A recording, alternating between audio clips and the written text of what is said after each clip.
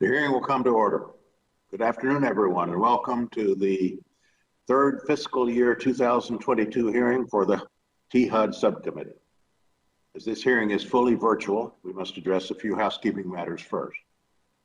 For today's meeting, the chair or staff designated by the chair may mute participants' microphones when they're not under recognition for the purpose of eliminating inadvertent background noise.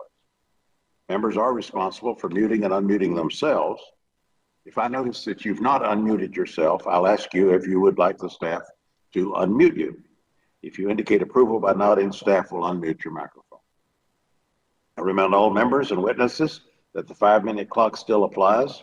If there's a technology issue, we will move to the next member until the issue is resolved, and then you'll be able to reclaim the balance of your time.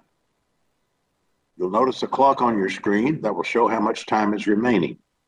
At 1 minute remaining, the clock will turn to yellow.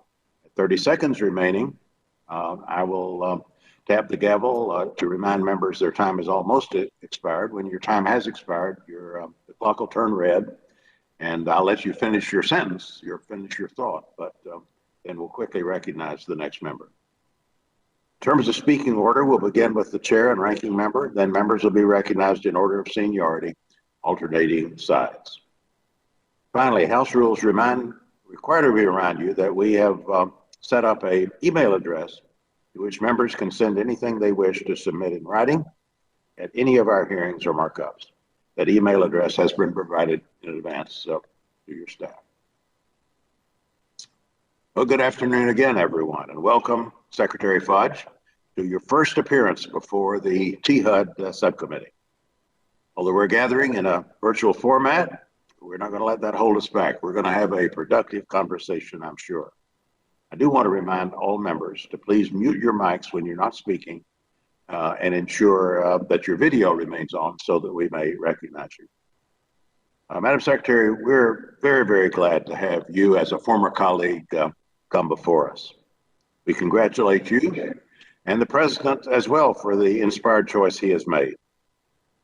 As someone used to sitting on our side of the dais, we doubt very much there's anything that'll happen today that could possibly surprise you. I do want to acknowledge that the chief clerk of this subcommittee, Joe Carlisle, has recently joined your staff as a senior advisor, and the main Hud aide within my personal office, Sean Maxwell, has joined you as a congressional liaison officer, and we're going to miss both of them. We're very, very grateful for the service that Joe and Sean have rendered. We're going to miss them. Our loss is your gain, believe me. And we congratulate you on your good judgment in bringing Joe and Sean on board.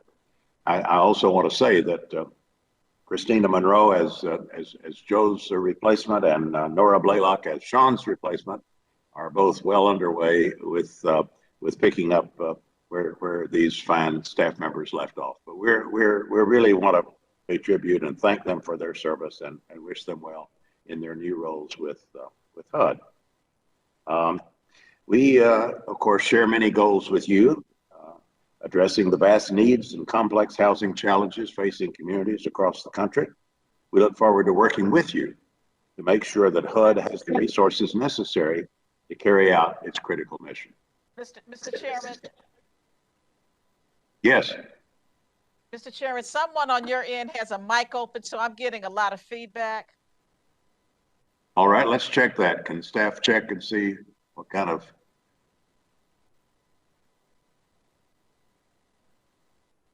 Is the issue now resolved?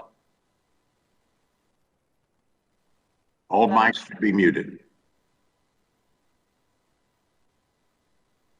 All right, let's proceed. Let us know if there's still a problem.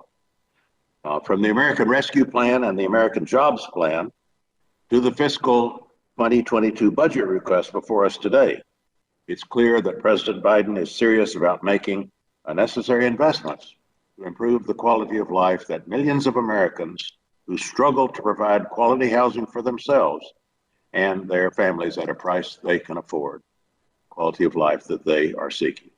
For far too long, low-income Americans throughout the country, urban, suburban, rural, tribal, have had to make the difficult decision in the face of an affordable housing crisis, where demand and the need far outpace production and supply.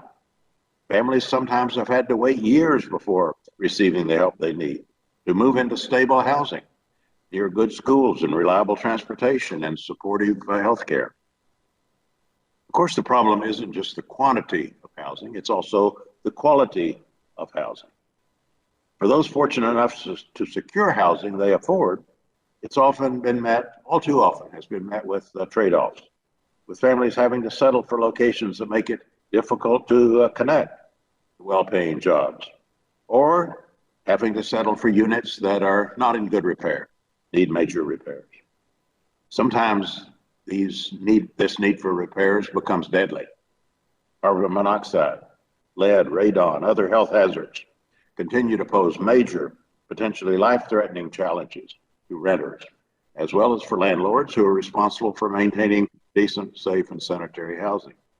Just last year in my district in North Carolina, Durham residents experienced the real human costs of deferred maintenance in our public housing stock, as hundreds had to be evacuated from public housing in the face of carbon monoxide poisoning. And then there's the homelessness crisis. HUD's point-in-time count conducted on a single night in January of 2020 found that on any given night, more than 580,000 people, including nearly 17,000 homeless youth, are living on the street, in a car, in a shelter, or temporarily living with friends or family. This is more than a 2% increase in overall homelessness and a 7% increase in unsheltered homelessness from 2019.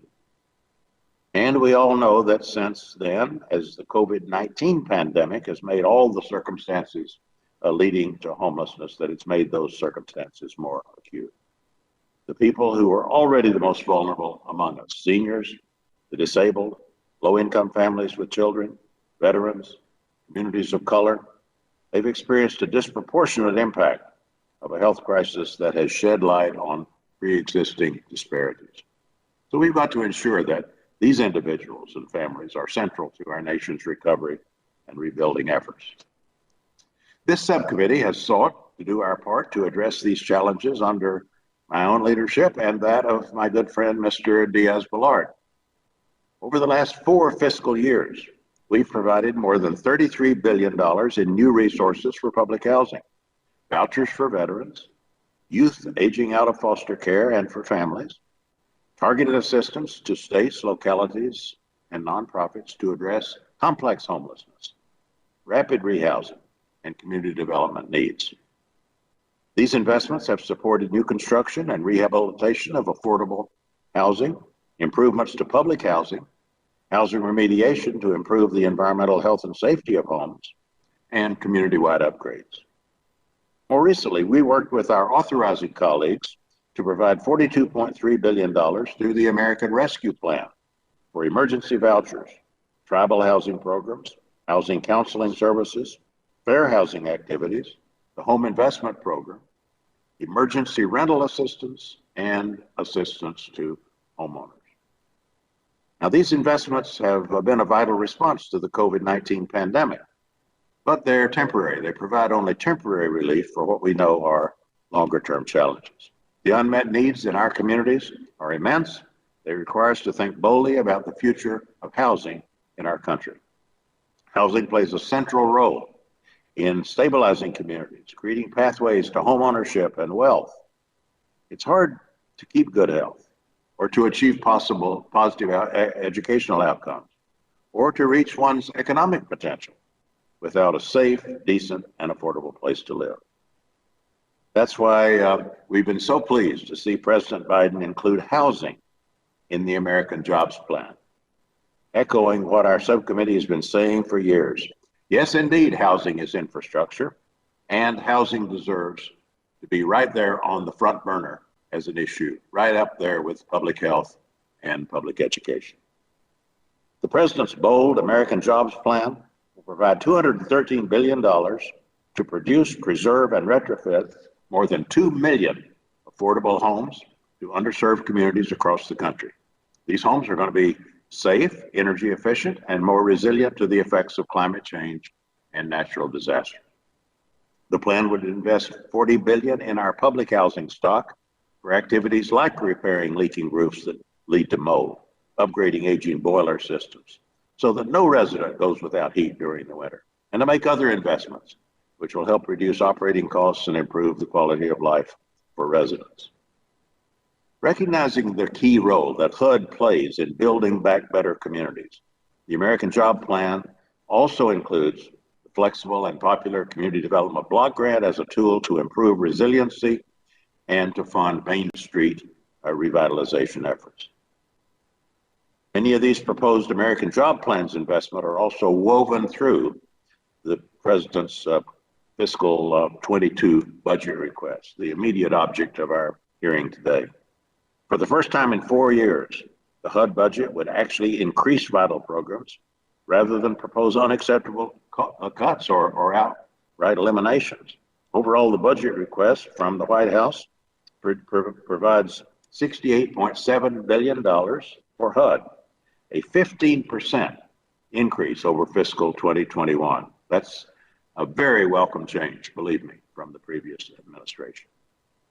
We all know that the budget is a moral document. We often say that.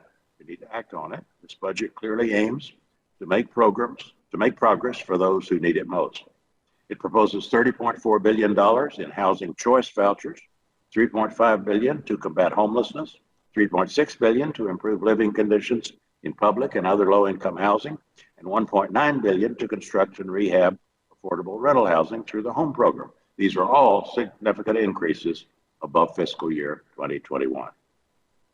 I was particularly pleased to see $180 million in funding for new construction in the 202 and 811 housing programs, as we call them, building on investments this subcommittee has prioritized in previous years to address significant housing shortfalls for the elderly and for people with disabilities. There's also a strong renewed focus on the enforcement of our civil rights laws, with a proposed 17% increase for HUD's Office of Fair Housing and Equal Opportunity. The last 4 years saw numerous administrative attempts to roll back fair housing regulations. That represented, I believe, a fundamental abandonment of our obligations under the Fair Housing Act. Thankfully, the administration is working to review and reverse many of those regulatory actions. And HUD is working to repair some of the damage done. Madam Secretary, stable housing is a basic human need and the foundation on which people build their lives. It's clearly reflected in this administration's budget request. So we look forward to your testimony today, working with you to ensure that HUD has the funding it needs to carry out its mission of supporting families and communities throughout the nation. I now want to recognize Ranking Member Mario Diaz-Balart, my friend and partner, for his opening statement. Thank you very much, Mr. Chairman. Mr. Chairman, before I begin my testimony, and this is something that obviously is not something that you control, I want to make that very clear, but it's becoming more and more evident that holding these virtual meetings is not only not necessary, it's counterproductive. And as everyone knows, the American people know, Congress had early access to vaccines. I think it's really about time that we start recognizing that the vast majority of members have been vaccinated, and that we start, like the American people are getting back to normal, we should start also meeting in person, because it's counterproductive and it's frankly just getting a little ridiculous. Having said that, and allow me, thank you for allowing me, Mr. Chairman. First, thank you, Chairman Price, for holding this important hearing. I always appreciate working with Chairman Price. He is straightforward, he's a gentleman, and could not have a better partner to work with. And again, Secretary Fudge, it's great to see you today. I'm so pleased that we have a former House colleague leading this really, really important department.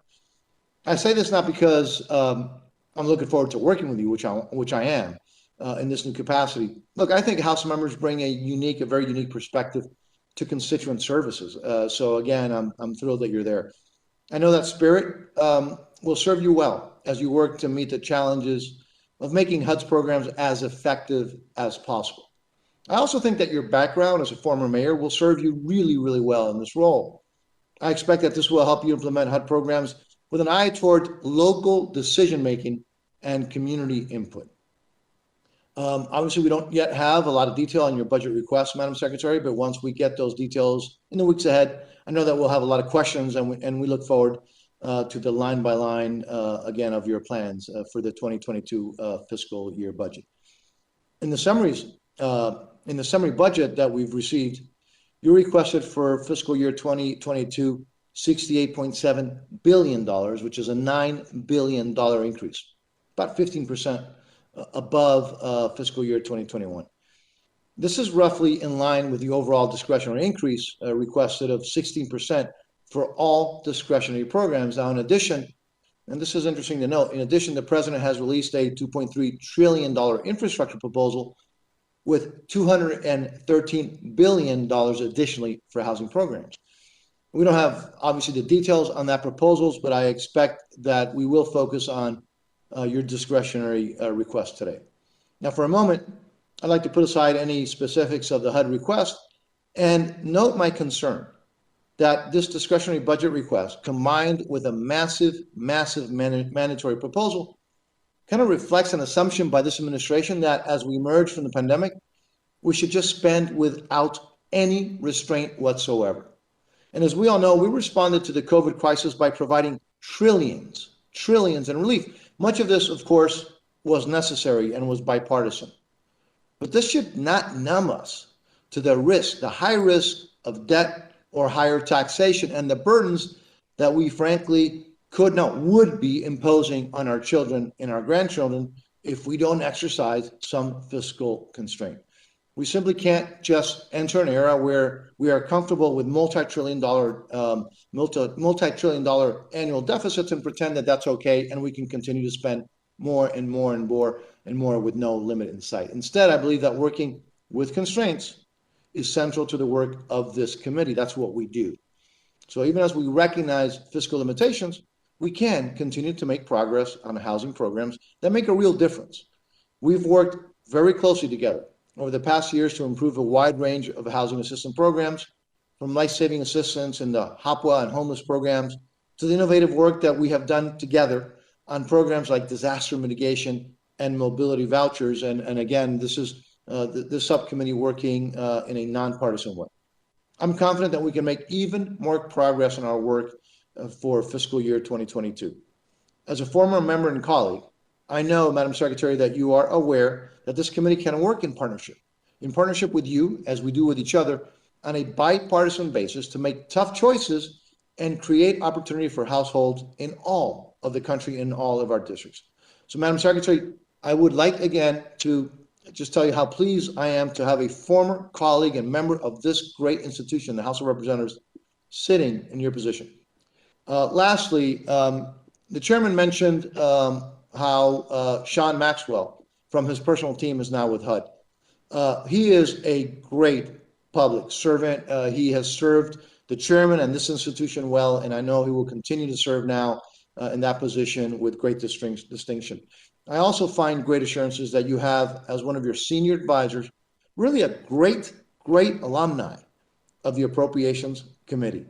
Joe Carlisle, as the chairman mentioned. Joe is exceedingly bright. He's a straight shooter, a great person to work with. And additionally, Joe has just such a long institutional memory from over a decade on this committee that will serve all of HUD well. And so again, I look forward. I'm kind of sad that you took him from us, but thrilled that he's there with you at HUD. You could not have chosen a better person to have by your side.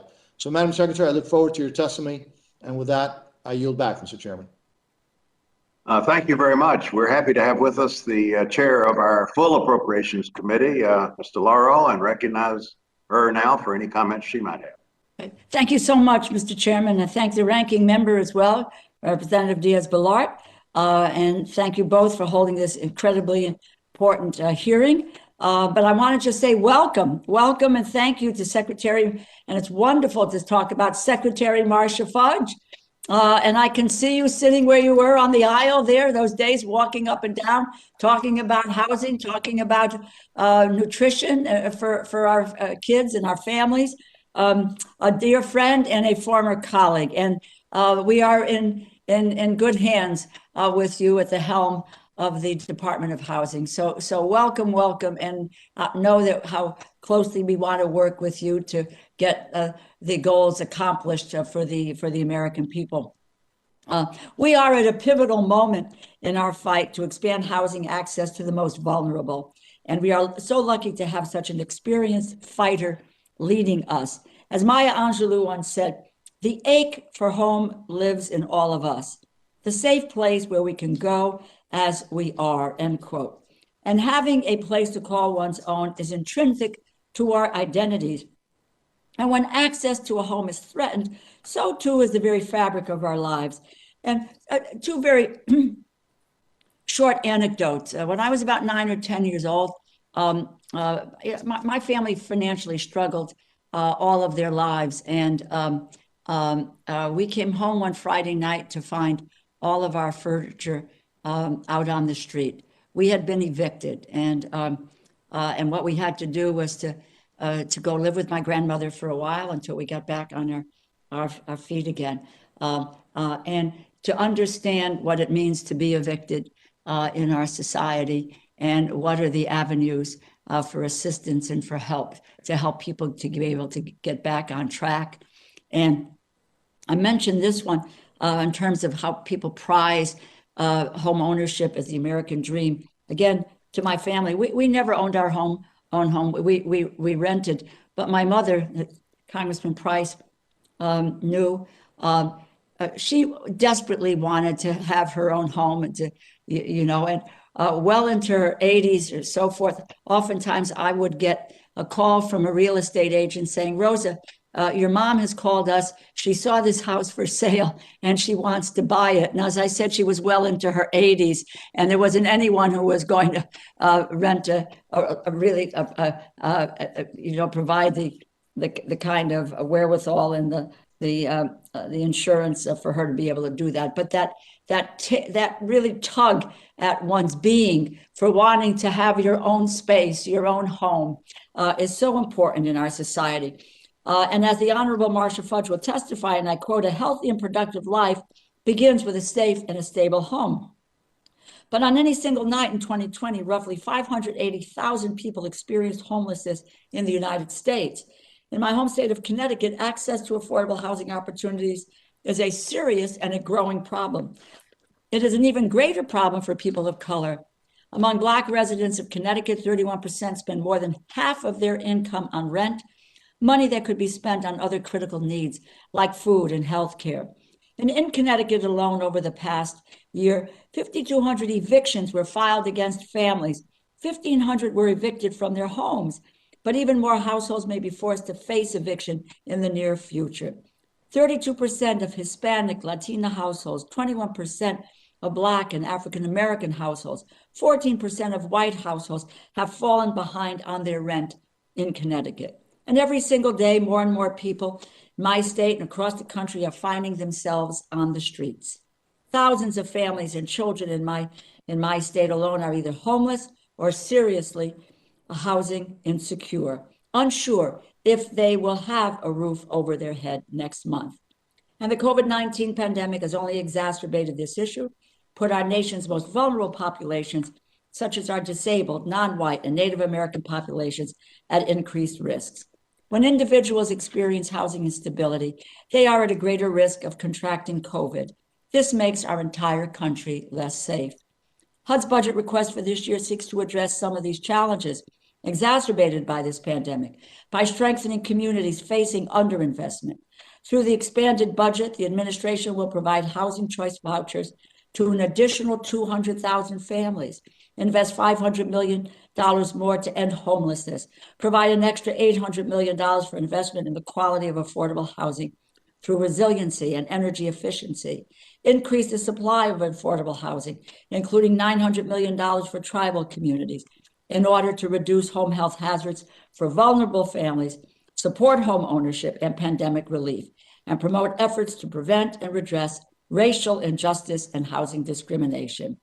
And over the last couple of months, progress has been made to accelerate relief funds and expand access to vulnerable families.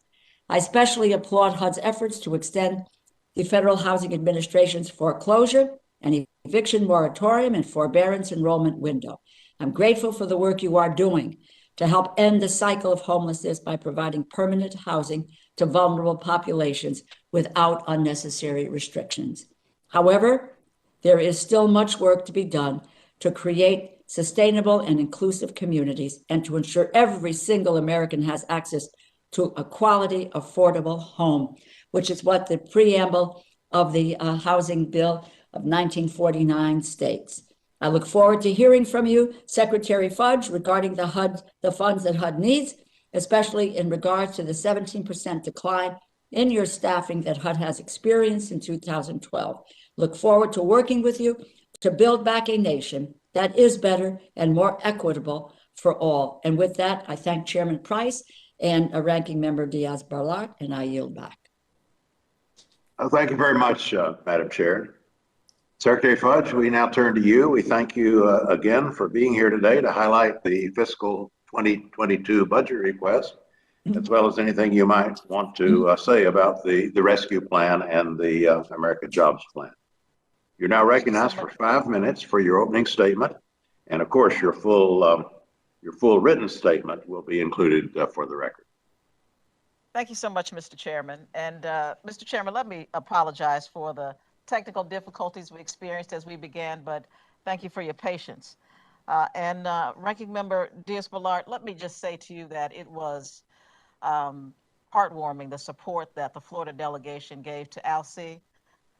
You all know Alcee was my very, very dear friend, and I thank you for that. As well as I thank you for Sean and Joe. So we are going to be rolling right along. And with that, Mr. Chairman, and Ranking Member and distinguished members of the subcommittee, I thank you for the opportunity to appear before you to discuss the President's fiscal year 2022 discretionary funding request for the Department of Housing and Urban Development. President Biden has often shared words of wisdom which he learned from his father.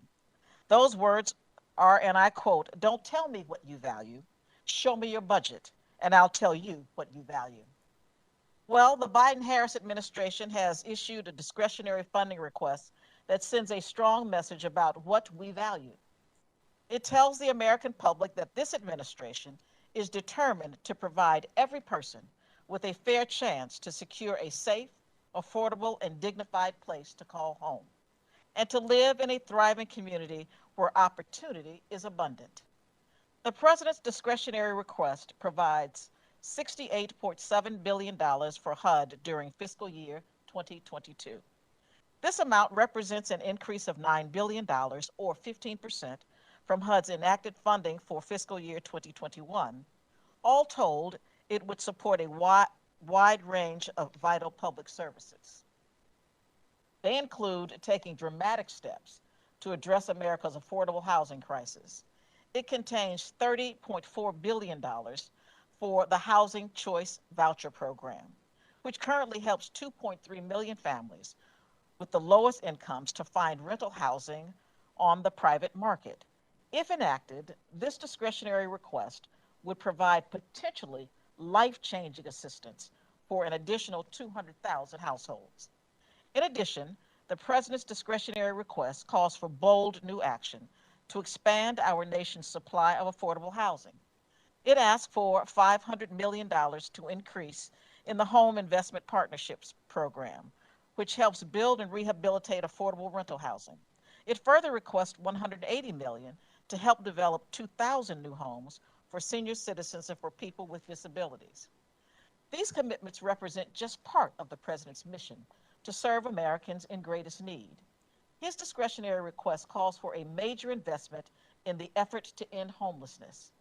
If enacted, it will provide $500 million in new funding for HUD's homeless assistance grants, which will help more than 100,000 additional households, including young people and survivors of domestic violence. Furthermore, the President's discretionary request contains $400 million to eliminate lead paint and other hazards from homes of families with young children, a $900 million investment to spark a greater opportunity on tribal lands, $3.2 billion to perform critical maintenance and repairs that can improve conditions for residents of public housing, and $3.77 billion to help revitalize neighborhoods across our nation through the Community Development Block Grant Program. Finally, the Biden-Harris administration understands that unjust barriers still limit the potential of far too many people of color. That is why this discretionary request asks for $85 million to help our nation finally realize the full promise of the Fair Housing Act. This funding would support state and local organizations that conduct fair housing enforcement actions and advance education and outreach around our nation's fair housing laws. Over the past 13 months, we've all been reminded just how important it is to have a stable place to call home. Throughout the COVID-19 pandemic, our department has helped millions of families weather this crisis, and we will continue to do so in the weeks and months ahead. Moving forward, we will face the added responsibility and the great opportunity to help our nation build back stronger than ever before. For HUD, that means doing our part to offer every American the chance to live each day with security and with dignity. If enacted, the President's 2022 discretionary funding request would provide vital support to help realize that vision. HUD looks forward to working with each of you to help make housing for all a reality by serving as a responsible steward for the funding entrusted to our department. And with that, Mr. Chairman, I am happy to answer any questions you may have. Thank you very much, Secretary Fudge. We will now proceed in the standard 5-minute rounds of questions, recognizing members present in order of seniority, alternating between majority and minority. Ask members if you'll please be mindful of your time and allow the Secretary time to answer your question within your 5-minute allotment. Madam Secretary, as I mentioned in my opening statement, we on this subcommittee do recognize the desire of older Americans to age in place in many cases. And we understand that many individuals with disabilities want to live as independently as they possibly can within their communities. So we've made it a priority, and this has been true under Mr. Diaz's leadership and my own. We've made it a priority to fund new units after years of simply maintaining the status quo. We've been funding new units in Section 202 and Section 811 every year. Since fiscal 18, the subcommittees included a total of $504 million in new capital advances and project rental assistance to expand the supply across both programs. So we're pleased to see in your 22 budget request that you're including $180 million to support 2,000 units of new affordable housing for the elderly and for persons with disability. I wonder if you could elaborate on how you plan to use these investments to leverage affordable and low-income housing, and also give us whatever information you can about when the funds already appropriated are going to go out. When can we anticipate that the fiscal 20 and 21 funds will be awarded for the 202 program, and the remaining balances will be allocated for the 811 program?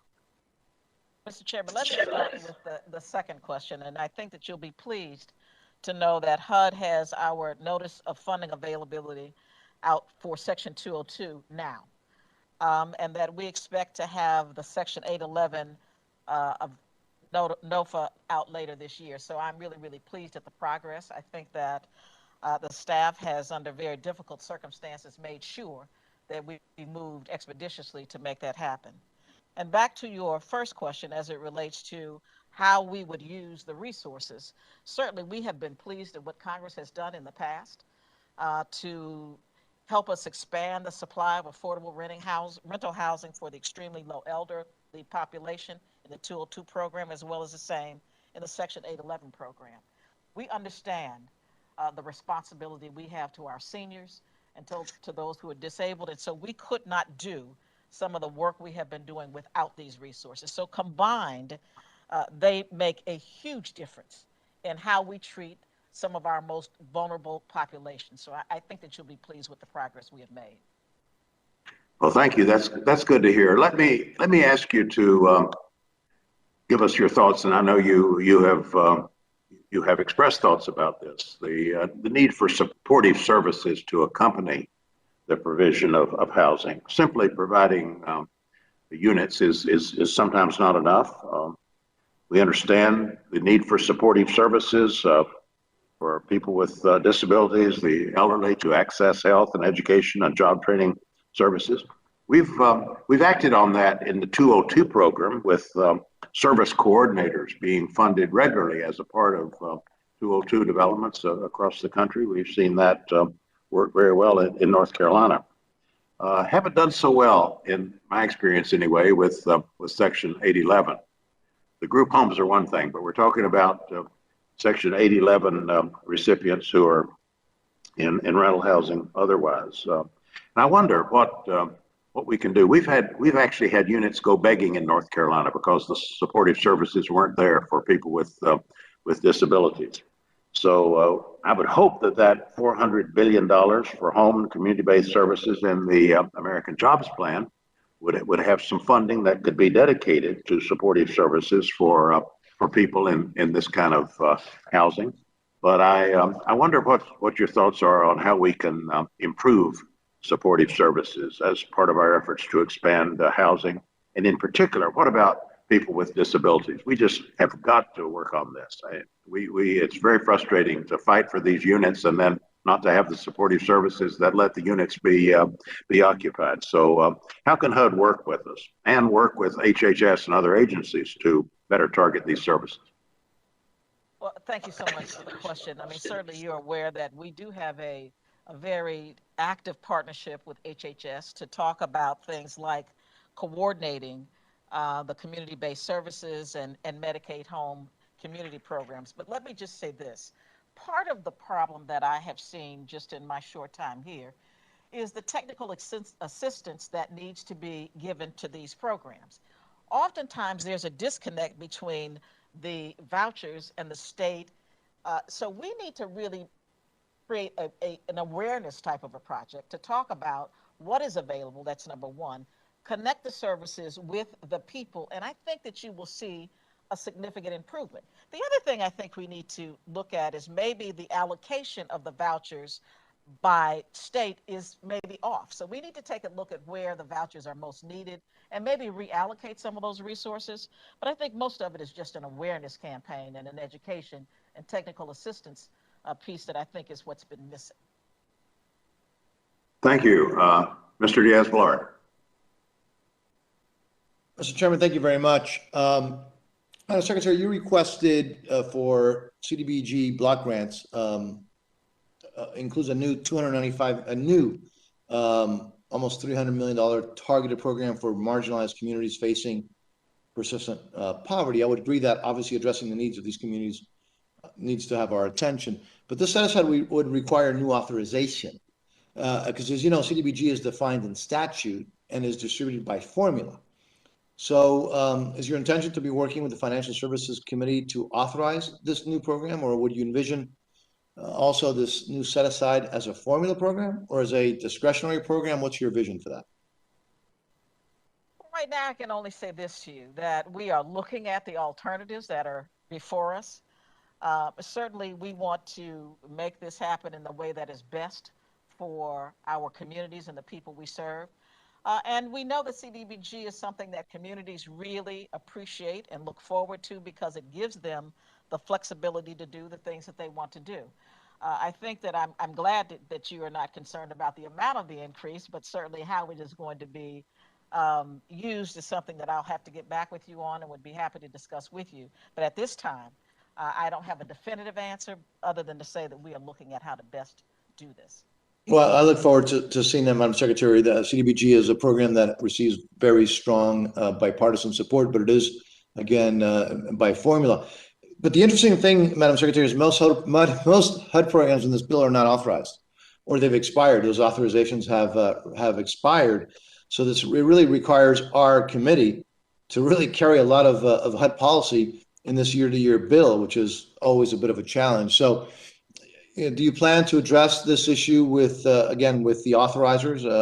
And maybe you can also give us kind of like your top 2 or 3 priorities for authorizing HUD programs or renewing expired authorizations so that hopefully we don't have to carry the weight. This committee doesn't have to always carry that weight. Well, let me just say this. Right now, certainly all I can focus on is the major priorities that are contained in the president's discretionary budget. But I would say this.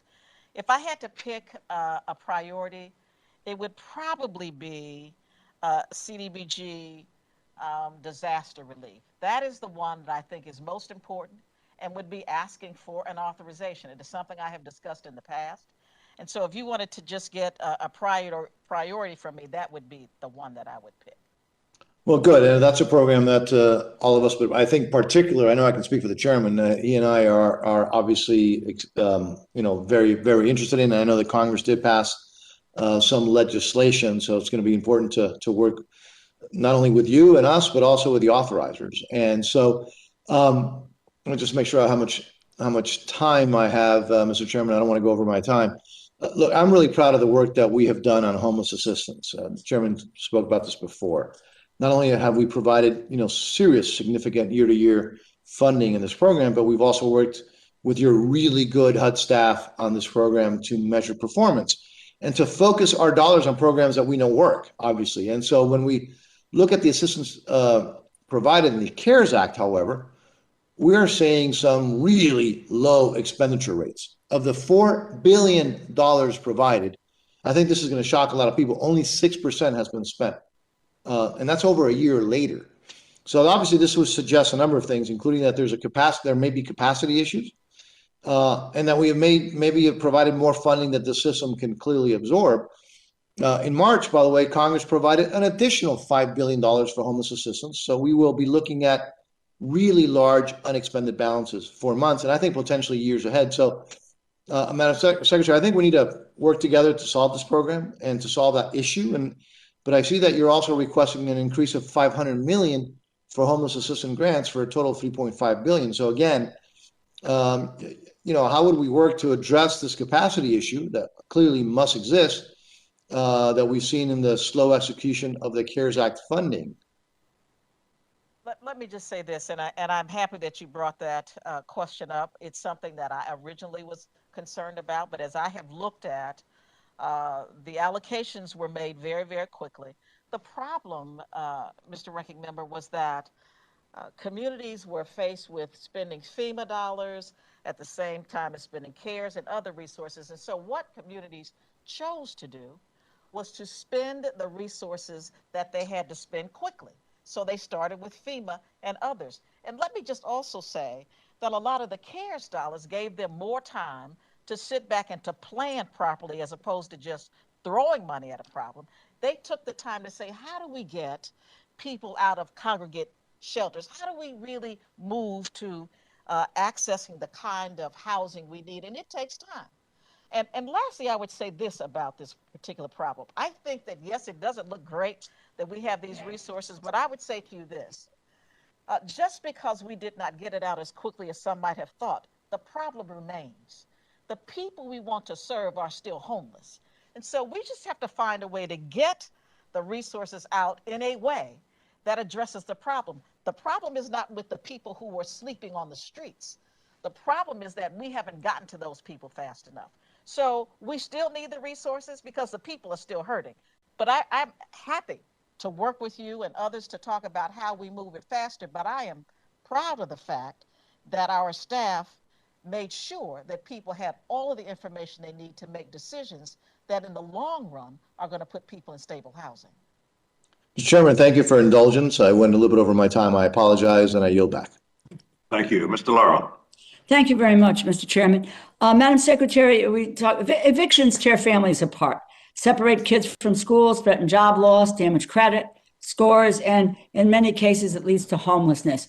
And we know about what's going on with the working poor today, and whether they pay their rent in full or get a prescription for food just to get through the day. And COVID has exacerbated all of those realities. Families today are still getting evicted every day for reasons other than the non-payment of rent. I'm going to be reintroducing the We Need Eviction Data Now Act, to create a national database to standardize data and track evictions.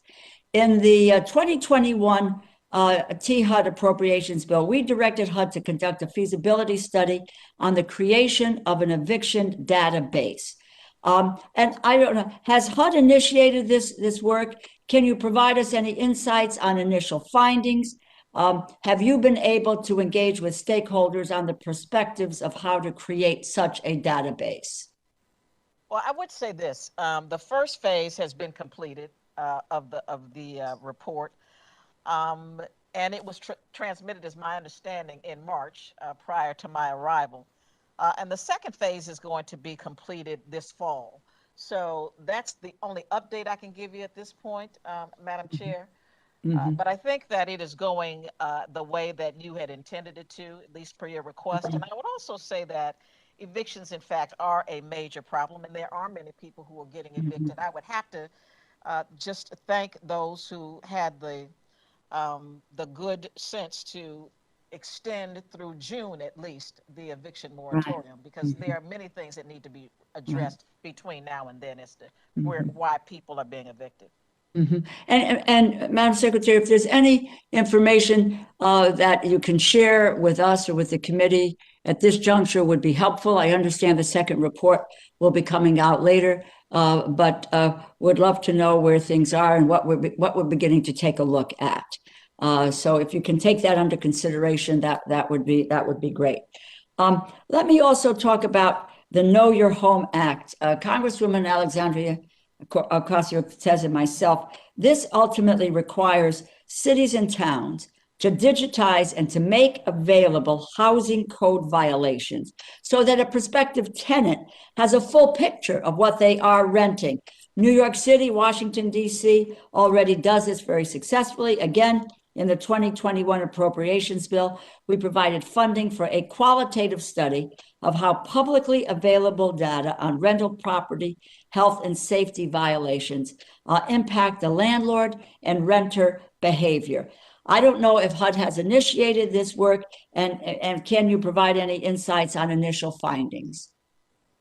Yes, as a matter of fact, we are in the process of developing a statement of work that will identify the best available resources and anticipate that we will make an award in FY 2020 to see how we can gather that data the most effective way. Okay. Yeah, it is oftentimes, and you know this, people move into a place and they have no idea of what the violations have been, whether we're dealing with lead paint or whether we're dealing with anything else, until after they get there, and then they find themselves in untenable circumstances. Last question. This is about the 40 million increase for lead hazard and healthy homes grants, which deal with helping to reduce the environmental hazards that lead to asthma, cognitive delay, or injuries. The emphasis on healthy, safe, and sustainable housing is also seen in the American Jobs Plan. How will HUD balance the needs of vulnerable populations, such as children and seniors, the geographical concentrations of older housing stock, and environmental versus structural hazards? My state of Connecticut has 69% of occupied housing units were built before 1980. So we got a heck of a lot of homes that contain lead-based paint. Well, certainly we know that lead-based paint is a major issue in not just in public housing, but even in some of the multifamily housing units that we have been using for seniors and families. It is a part of the president's budget to eradicate lead. We are getting our inspectors to really give us an idea of how big the problem is. The vice president is also talking about how we take lead out of water. Lead and paint affects as many people. And so we are really on top of this. It is a major issue with us. I mean, certainly we just received a report from our IG about lead. And so it's a top priority for us. Mm-hmm. Thank you, Madam Secretary, and I yield back. Thank you. Mr. Rutherford.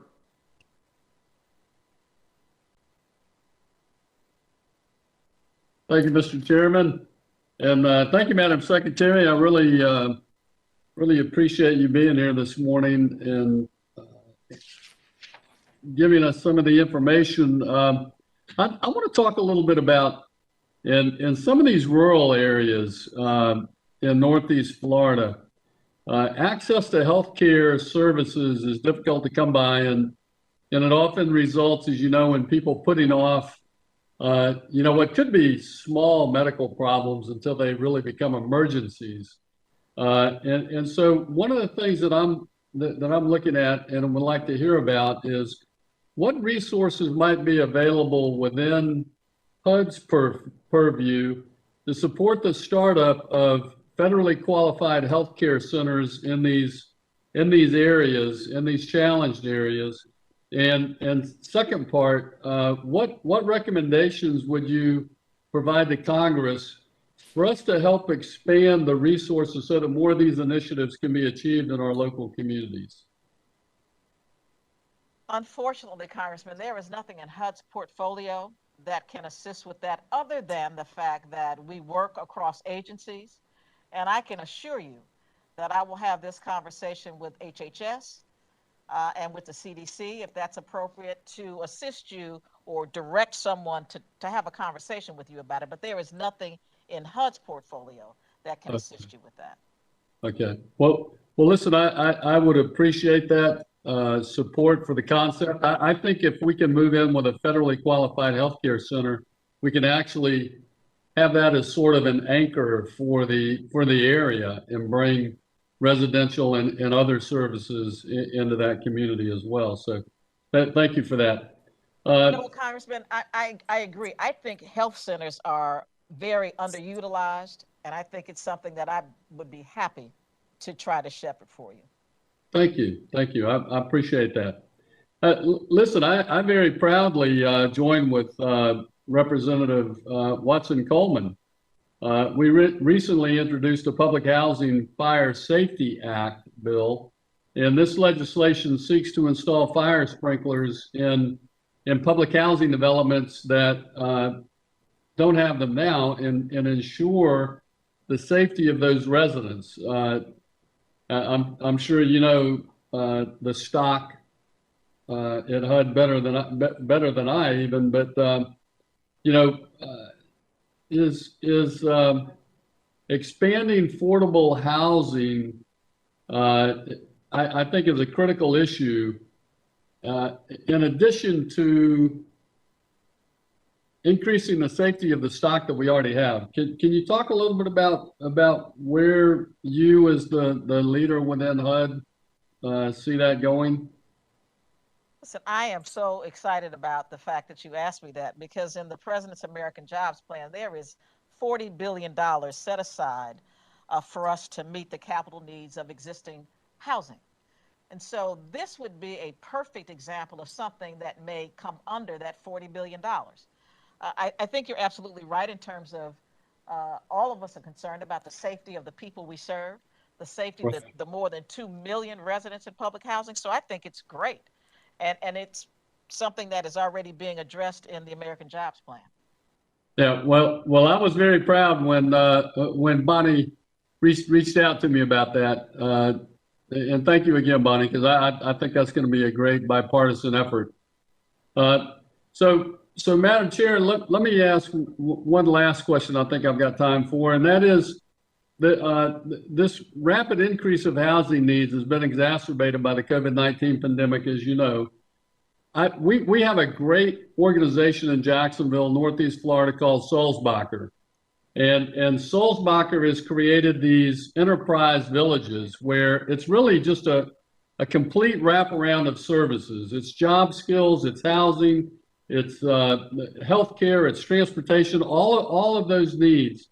And as the real estate market becomes more competitive, what can HUD do to help us invest in centers like Sulzbacher so that we can actually break into some of these areas and get these expanded long-term affordable housing programs up and running? You know, it sounds very much like a choice neighborhood. And so I think that that's something that we can help you with and would be happy to talk with you about. I'd make sure that if you just have someone on your staff contact Joe or Sarah in my office, we'd be happy to kind of flush out some ideas and kick some ideas around. But thank you, Madam Speaker. I do appreciate that. And Mr. Chairman, I see my time has expired, so I will yield back. All right, thank you. Return to Mr. Quigley. Thank you, Mr. Chairman. Madam Secretary, that sounds good. I like the sound of that for you. And I sat with Alcy on the floor a lot, and I believe he would want us to do what he said at the beginning, to roll on. So as we do that, I sat through these hearings for 4 years with sometimes mind-numbing conversations with your predecessor about a discrimination issue. Shortly after he was confirmed HUD removed from its website the sub-regulatory non-discrimination guidance for LGBT individuals that help providers meet the standards of existing HUD rules from 2012 to 2016. Almost 3 years after the promise to review the guidance within a matter of weeks, and more than 6 months after Congress directed the deadline to replace the guidance on the website, that matter passed. HUD informed me last year that it was declining to repost the documents at all. Without this guidance, HUD providers lack the instructions necessary to follow department rules prohibiting the discrimination, prohibiting the discrimination, and LGBT individuals are more likely to face, as a result, unnecessary and harmful barriers to receiving services they badly need. Do you plan to reverse these decisions and republish either the removed guidance or an updated version with the same purpose in the shortest reasonable timeline? Absolutely, Mr. Quigley. Thank you so much for the question. I want to say to you that I'm very proud that HUD was the first federal agency to implement the president's executive order on preventing and combating discrimination based on gender identity or sexual orientation. So it is now ingrained in what we are doing in this agency, and I'm very pleased about that. As well, we are looking at some of the other actions that were taken, and we've already done things like change the mixed status rule.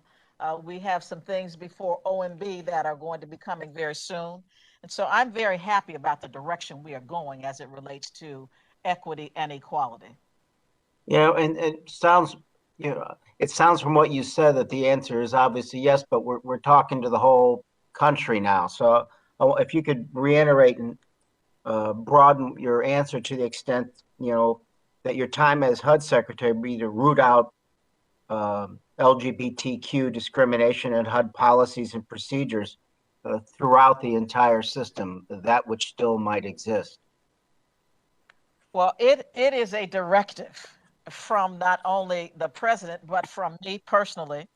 We have also talked about how we view the charge from the president to make sure that we are including discrimination against LGBTQ individuals caused by HUD's policies that have been historically within the agency as well. We know that now it is the law. We're going to follow it. We're going to be sure that we look at every policy in this agency to determine if, in fact, we are part of the problem. And if we are, we will correct it. It is something that I am committed to, and it is something that I have committed to the president at his directive. Not he asked me to do it, he required that we do it, and I'm happy that he did. I'm pleased but not surprised. Finally, 2 recent studies analyzing data collected pursuant to Home Mortgage Disclosure Act found widespread discrimination against same-sex couples in the mortgage industry.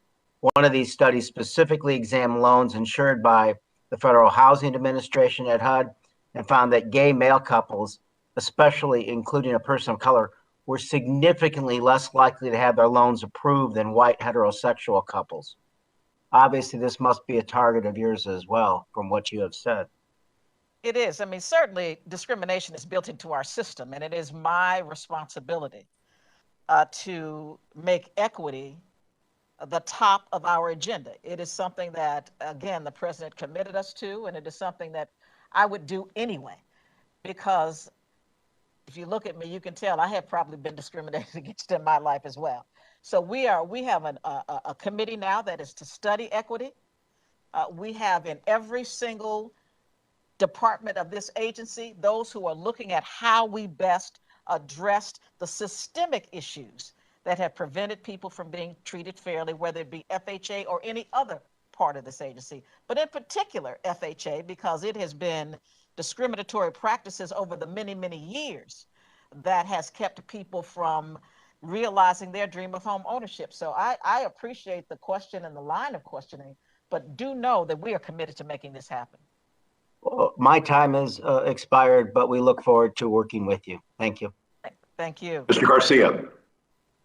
Thank you, Mr. Chairman. Thank you, Madam Secretary, for taking the time in your testimony and for your service to our beautiful nation. The number 30 trillion stands out every morning I wake up, every night I go to sleep. $30 trillion is what our nation's debt is approaching. That's roughly $90,000 for every human being in our country, man, woman, and child. That equates to, I believe, about $1.2 million attributed to fair share for just the folks who have their cameras on this Zoom call here, if I'm doing my math correctly. These are massive deficit and debt numbers that we've been talking about. A common theme that I'm seeing in a lot of these testimonies and as we review the president's budget requests is that we're throwing big numbers at programs and we're not really sure how the execution of some of these programs has been over the last year through the pandemic, and we're not really sure where the money is actually going in the future on the heels of the pandemic. I want to tee off of something that Ranking Member Diaz-Balart brought up, which is this homeless assistance program. We spent about $4 billion on homeless assistance programs in the CARES Act. Only about 6% of that has actually been executed. There's another 3.5 in this president's budget request. There's another $5 billion in the package that we approved and sent out in March. And we still don't know yet what the footprint of this program is going to be within the American Jobs Act, but I got to believe that the American Jobs Act footprint is going to shadow all of those numbers by an order of magnitude. You mentioned that a lot of this money isn't being spent because we haven't really characterized where to spend it efficiently and effectively, and so you guys are taking the time to make sure that you're planning this correctly. I applaud that on the surface. I'm waiting for the answer on what exactly is the right number. How much do you need? I want to end homelessness. I come from California where there's a tremendous homelessness problem right now. There's mental health elements. Housing is tough because of the bureaucracy of our state. It's tough to build a home for less than $500,000. So if they've taken the time to plan this out, they've taken the time to slow down and figure out how much they need to spend and where, what is the right number? Because these numbers are literally big enough to solve world hunger if we do it correctly. And as the head of this organization now, you're accountable for the execution side of this. I'm glad you're happy with Congress and how much has been given to you, authorized and appropriated. I want us to be happy with you and making sure that this money translates into people getting off the street. So the question is, what do you need? What is the right number for the homeless assistance program? And how does that relate to the, call it the $12 billion that I just outlined that's already been appropriated for it? Let me say first, I think you misunderstood. I didn't say HUD had to make a decision how it would be spent on the local level. The local communities need to make that decision. And I know that for the many years that I have been in Congress, my colleagues have always talked about local autonomy. So the local communities need to determine how to spend the money we have allocated, not HUD. So let me just make that clear. And secondly, let me just say that I don't know what it costs to take 580,000 people off the street. I don't know what that cost is off the top of my head. I do know this, though. We cannot afford not to address the homelessness problem in this country. So what does it cost to get housing for 580,000 people? I guarantee you it's more than what we've asked for. But we know that we are at a place where we are beginning to address it in a major way.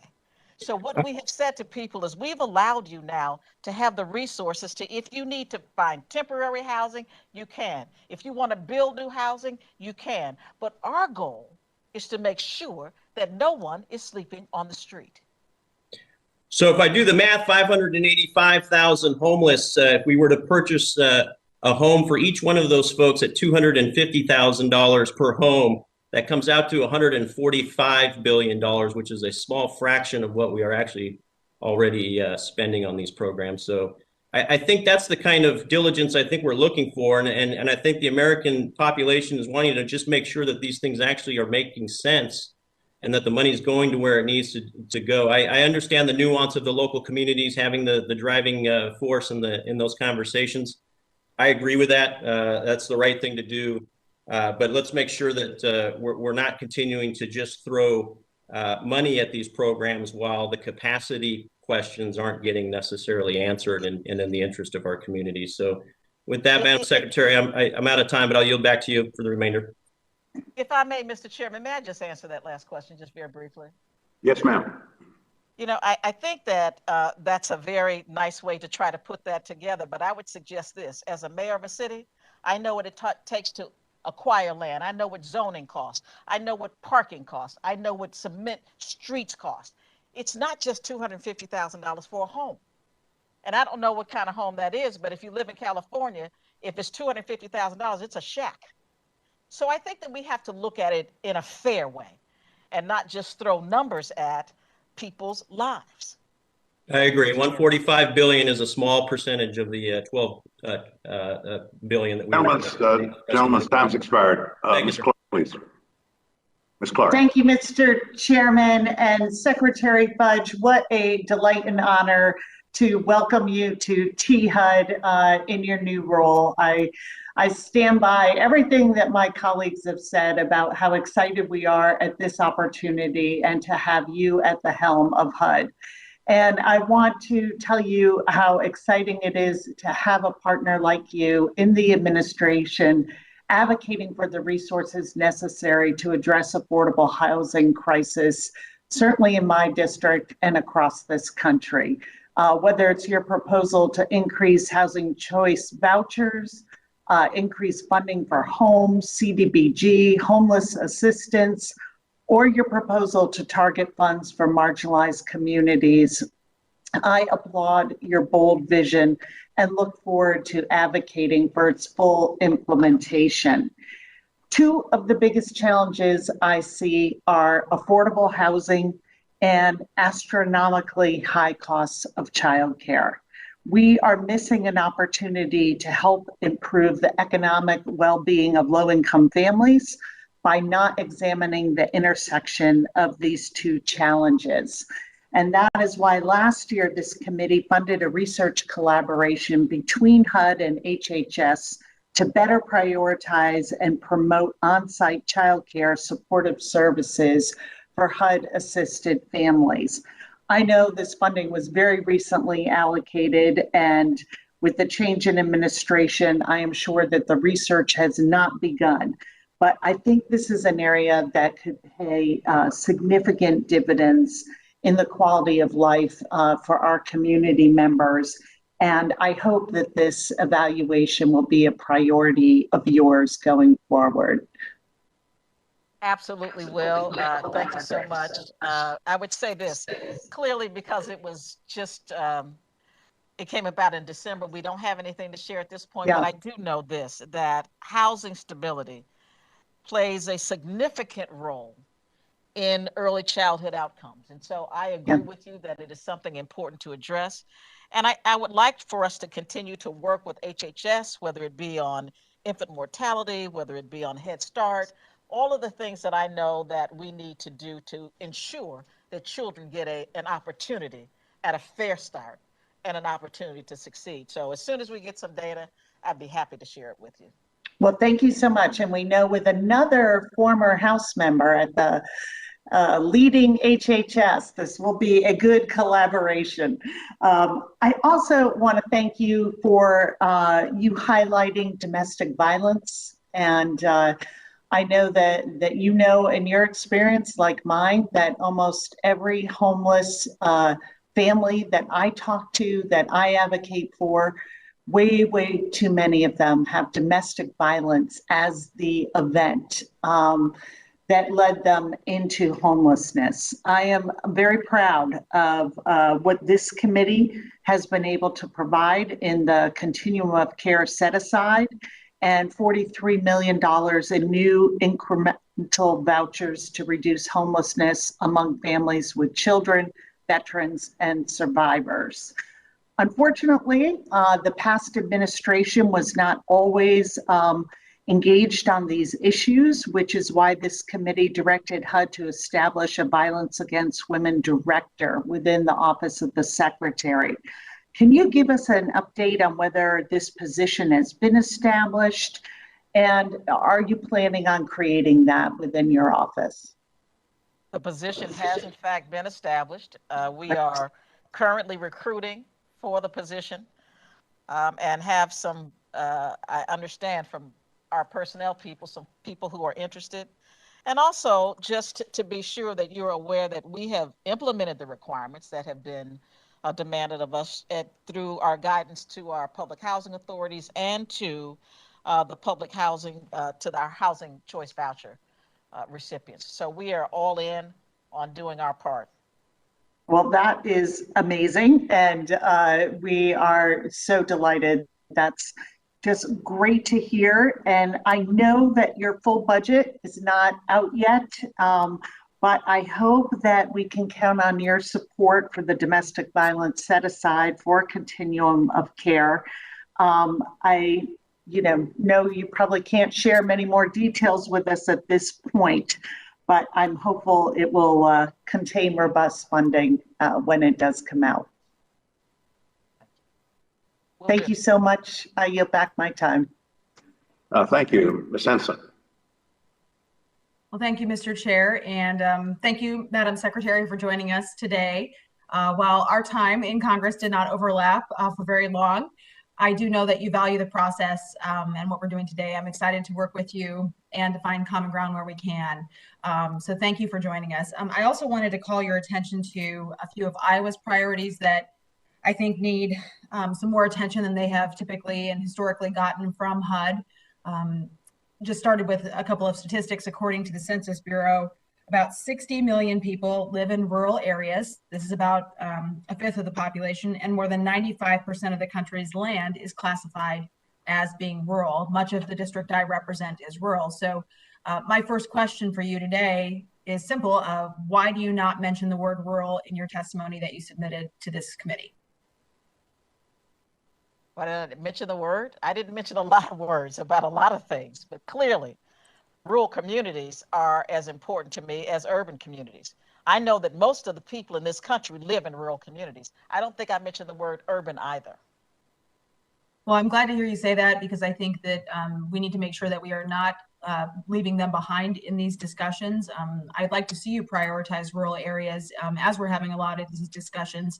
I was compelled by another phrase that you used as well, a good jumping off point for working together. The budget is more than a list of numbers, a reflection of the values and priorities. I know you mentioned that again in your opening testimony as well, so thank you for that. And I do think that there are opportunities to prioritize rural communities where the populations have declined, but opportunity abounds, much like it does in urban areas. So I'm inspired to hear you talk about some of those opportunities. I think really it does come down to housing availability. I wanted to go about talking today about Jones County specifically. It's an area that would really welcome a lot of young families attempting to move for work, and rural communities simply need the workforce, but they don't necessarily have the housing needed to support the growth. So the housing crisis isn't just about having a roof available. It's also about the community's ability to develop economically and grow, and scarce housing means farmland country in Iowa struggles to attract the workforce it needs. The largest town in Jones County is Anamosa, about 4,500 people who live, work, and play there. And then on the other spectrum, in Jones County, we have Onslow, which only has about 200 people, and Morley, which only has about 115 people. So, this obviously isn't unique to Jones County. It's a challenge for all of the rural areas in our country that I represent as well. Worth, Almaquee, Poweshiek, and every county in between that is rural. So I just want to make sure that you will commit to us today to ensure that as we're having these discussions, that HUD doesn't leave behind rural communities and focuses on them. Just as we would prioritize urban communities, we need to prioritize rural communities. you have my absolute word, and let me reassure you that I certainly do want to work with you. And I do want to just mention to you that in the American Jobs Plan, the president has put in $2 billion for rural housing programs between HUD and USDA. And so it's not that they've been forgotten. And if you feel that way, I'm so very sorry. I want to work with you. So I am happy to engage in any conversation because I understand the importance. I mean, most of the broadband money that we're putting is going into rural communities, into underserved communities. So I am more than happy to have that conversation with you. Yeah, I would say that's obviously the intent in many of these things, but it doesn't always, intent is not always reality in how those things are carried out. So I would ask your commitment today to making sure that your staff and those who work in your department follow through with that as well, and do prioritize our rural communities so that they are not forgotten in this process. If you're asking me to say yes, the answer is yes. That's all I need. Thank you very much, Madam Secretary, and I yield back. I appreciate your time. Thank you. Ms. Watson-Coleman. Thank you, Mr. Chairman, and welcome to you, Madam Secretary. I'm just so proud of you in this position. I think the president has made an excellent decision by putting someone with your compassion, your intellect, your experience, and your expectations of quality and care for those who've been marginalized and left out, and particularly ignored over the last 4 years. So I know you have a lot of work to do because you need to undo so many of the disastrous decisions that were rendered under the former administration and under your predecessor. I thank you for reversing the rule on the affirmatively furthering fair housing, something that the former administration had walked back on, as well as your willingness to look at every single regulation, every single guidance that was administered under that administration that resulted in HUD doing less than it was supposed to do for those in greatest need, as opposed to those who we're taking care of in so many other ways. It also concerns me that we're hearing a conversational thread about just how much money is going to be invested in those who are homeless or will be or could be homeless or underhoused or improperly housed. We didn't have these conversations 4 years ago when big tax credits and big changes were made to the tax law so that the very, very wealthy got even wealthier. It just reminds me that there's never too much to be given for the very, very wealthy, and there's never too little to haggle over as it relates to those in greatest need. I'm glad that John Rutherford and I got a chance to present to you our request to retrofit these older public housing structures so that they would be safe for those individuals that have to live there. I really would like to know more about your vision for helping people become first-time homeowners, increasing home ownership, and how you will be working with other departments. It is good that we've got these competent secretaries now in all of these departments that sort of share the values of our president, and that you all will work together, you and the Treasury, you and HHS, and you and anybody else. I know who you are. You've been my mentor and you have been my friend, and I have tremendous respect for you. And I'd like you to just tell me, what can I expect in terms of the elevation of expectation for what public housing means to those who are in need? Thank you so much, my friend. It's good to see you. Let me say a couple of things, Congresswoman. One is that I heard very, very little outrage at the fact that we gave $2 trillion to people who did not need it. And now to give $2 trillion to people who do is a problem. And I'm concerned about the way we think about what our role is as people in government. We are here to take care of the people who sent us here. So I think it's important for us to understand that in its totality, it is my responsibility to ensure that every single person has a chance to sleep with a roof over their heads. It is my responsibility to be sure that if there is something that we are doing that is making that more difficult, we need to change it. Home ownership is the fastest way to wealth creation in this country, especially for people of color or people who are on low income people. We're going to make that process easier. We're not going to discriminate. We're not going to redline. We're not going to not give loans in certain areas. We are going to make it fair and give everybody a fair shot, because if we don't, we become as big a problem as the problem that we are facing today. And so it is my responsibility and it is my desire, Ms. Watson-Coleman, to change things so that everybody believes that they have a fair shot in this country. And I intend to do it. I promise you. Thank you, Madam Secretary. I also want to just kind of talk about the homeless. There are many reasons for people being homeless, and there's no one answer to what will resolve their problem and make them put them in safe housing. That's just not a one-shot deal, and that's not just a one mechanism fits all situations. It's a very complicated, complex endeavor, and I wish you all the best as you apply those resources and to look at those issues and those needs in a very comprehensive and dignified way. Thank you, and Mr. Chairman, I yield back. Thank you very much. Mr. Gonzalez. Thank you, Mr. Chairman. Thank you, Madam Secretary, for being here today. You know, my district is Texas 23. It covers 820 miles of Texas and Mexico border. It's over 70% Hispanic. It is both urban and rural. And to follow up on Ms. Henson's question, what specific programs do you plan to implement that will help increase rural inventory?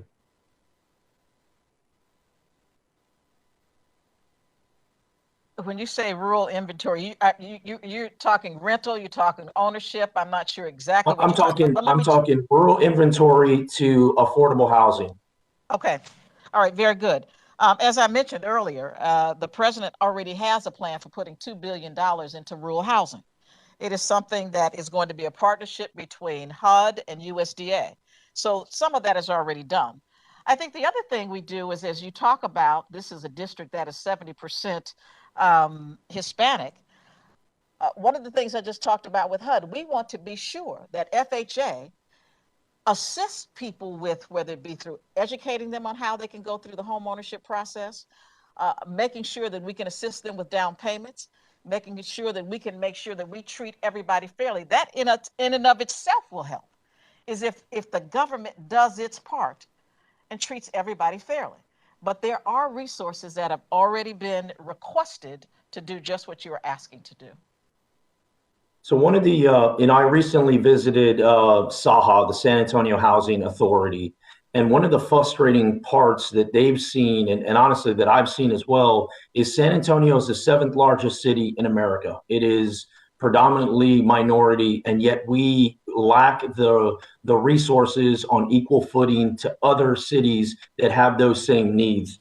And I'll be specific. Look, the San Antonio Housing Authority owns and manages 6,062 housing units at 70 properties throughout the public housing domain. Currently, they have a backlog of $400 million towards their capital fund. These vouchers are so critical. I mean, these lists of people that are waiting to get on are as long as can be. Are there any specifics that we can do together to alleviate some of that stress? And I want to be also, I think it's important that people live in dignity. And, these units that we have, not only are they maintained to a point that allows, our residents to live in dignity, but also are also these new, more modernized areas, and they're not, looked at or deemed as second-class citizens. That's what worries me with this backlog and the lack of resources in a major city like San Antonio. I absolutely agree with you. I mean, there has been a decades-long disinvestment in capital resources, but I would suggest to you that the president in his jobs plan is putting a down payment on it right now by saying we're going to set aside $40 billion to try to get some of these properties up to speed. So that means lead abatement, that means mold abatement. That means just fixing things that need to be fixed, new roofs, painting, etc. That is $40 billion. It is estimated that in this country, the backlog is someplace in the neighborhood of 70 billion. So the 40 billion is not enough, but it's a good start. And so I would say that you can tell your folks in San Antonio to reach out to us, but I know for a fact that we can make a difference if we can get some of these resources out and get them out quickly. Oh, thank you. And one of the other things is this pandemic has impacted all of us in many different ways, and the housing area hasn't been any different. Speaking at the local level with the Saha folks, they let me know that some waivers to requirements and regulations allowed the flexibility that they needed to respond during this pandemic. What is your thoughts on reviewing some of the bureaucratic processes that come in place that I think we had to adapt to kind of overcome this pandemic? But can we expand on those as we get past this pandemic and get back to some normalcy? I'm certainly willing to take a look at it. I mean, every single situation is different. And so I'm happy to take a look at the waivers, but to this point, I don't know what their waiver is. And to be perfectly honest, I don't know what anybody's waiver is. I think I've been here a month. So I am certainly happy to do it because I think that there are some instances where it is appropriate to do. Great, thank you. And I'm happy to follow up with the specifics. And Mr. Chairman, I yield back. Thank you. Be happy to talk to you. Well, thank you. Ms. Torres.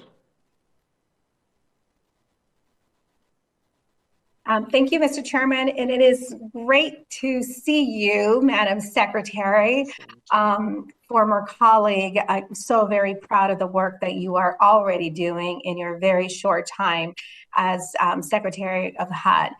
So I just want to share with you a couple of my priorities. I was very pleased to see that this year's HUD budget request included an innovative new competitive grant program for localities that take concrete steps to reform exclusionary zoning restrictions. As you know, those restrictions can hurt the production of affordable housing. And as chair of the new DEM Infrastructure Task Force, I want you to know that transit-oriented development and breaking down the silos between HUD and DOT has been one of our top priorities, which is why I have a bill named the Sustainable Communities Act, which would build on an old Obama initiative focused on transport-oriented development with new grants. So, Madam Secretary, can you share with us how affordable housing and transit-oriented development feature in your HUD priorities under your leadership? And then I'm just curious to know, what sort of conversations have you had with Secretary Pete about how to better coordinate together on housing and transit? Let me just say at this stage of the game, Mayor Pete and I have had many conversations. Secretary Pete and I have had many conversations about transportation. And we know the importance of transportation as it relates to housing and it relates to employment. So we understand the connection between the two. I'm certainly looking forward to having some conversations with you about what you think about this. I am not at liberty at this point to go into a lot of detail other than what is in the budget, but I would say to you that you are making a connection that all of us need to make. And as a former mayor, I know how important that connection is. Yes, and that's why your leadership is so great on this committee. Madam Secretary, we're only as strong as the weakest among us. I'm very concerned about our homeless population. Any one of us, by the way, could fall into homelessness at any point, no fault of your own, as it happened to me when I was mayor of my city. I never thought that, I would be in a situation where my home burned in a fire. And suddenly I found myself trying to find a place to live with 3 young sons, a dog and a cat. the dog and the cat were liabilities, but I found out that the biggest liabilities was being a mom of three teenage boys was the greatest liability for me. So we have to ensure that children are not viewed as a liability as we move forward with a voucher program. We have to have an incentive for landlords to take on, families. This was such a problem for us. We ended up living in a hotel for the first 3 weeks. And then it was a temporary place until that landlord found, a tenant that would be there long-term. They kicked us out, and then we had to go back into a hotel for another 6 weeks. We were out of our home till we rebuilt our home for a total of 14 months. Colleagues, you never know when you will find yourself in a situation where you are facing homelessness and you are having to figure out how to house your own kids and deal with all of the problems that come with that. Madam Secretary, you should know that FHA could be one of our greatest assets, and it could be a huge, one of the worst partners also. When I was the chair of Housing and Community Development in California during the housing meltdown that we had, FHA was one of the worst at dealing with addressing the needs of people that needed to restructure their mortgages. We could work with mainstream banks, but FHA was one of the worst organizations to work with. And I hope that we have an opportunity to address some of those issues. If we're going to really take control of the epidemic that we have of homelessness, we have to have all of our partners at the table, and they need to be a big part of that, not willingly, but I think we need to forcibly bring them to the table. You have my word. You absolutely have my word that FHA will do what it ought to do. Thank you, and I yield back. Thank you. Mr. Aguilar. Madam Secretary, it sounds very good to say that. I'm just going to let that hang out there a little bit and echo what my colleague said. Such a huge fan. I miss you on House administration. I can no longer, bump elbows with you in that committee as we go about our work. But I am so pleased for our country that you're in this role today. As a former member and as a former mayor, I know that you are going to bring the leadership that's necessary in order to help so many of our shared constituents. I was pleased to see a summary of the president's discretionary funding requests for fiscal year 22 included a lot of components within FHA. One that's very, very personal to me and my constituents, pulling at the thread that Congresswoman Torres mentioned is FHA, but making sure that FHA can unlock that homeownership potential for so many people, because we know for first-time home buyers, predominantly those who are Black and Brown communities, FHA plays a huge role in that. And when we think about the Los Angeles region, the region that we are in, the MSA that I am in is right next door, and so you have basically no boundaries among our constituents. And in Los Angeles, the FHA loan limit is $822,000, and in our MSA, our region, it's $477,000. So I know that this is all formula driven, and believe me, Joe on your staff knows more about this than just about anyone. And so I look forward to working with Joe and you. But I just wanted to bring this issue up because I know that you're a supporter of FHA as it comes when it comes to unlocking home ownership. So we'd just love to give you an opportunity to reflect on your willingness to work with us, but more in general, how FHA can continue to help unlock home ownership to Americans. First off, thank you. It's very, very good to see you. Miss you, I really do. My friends, I miss you all. We know that FHA provides vital access to affordable mortgages. There's no other entity that can do this the way FHA can.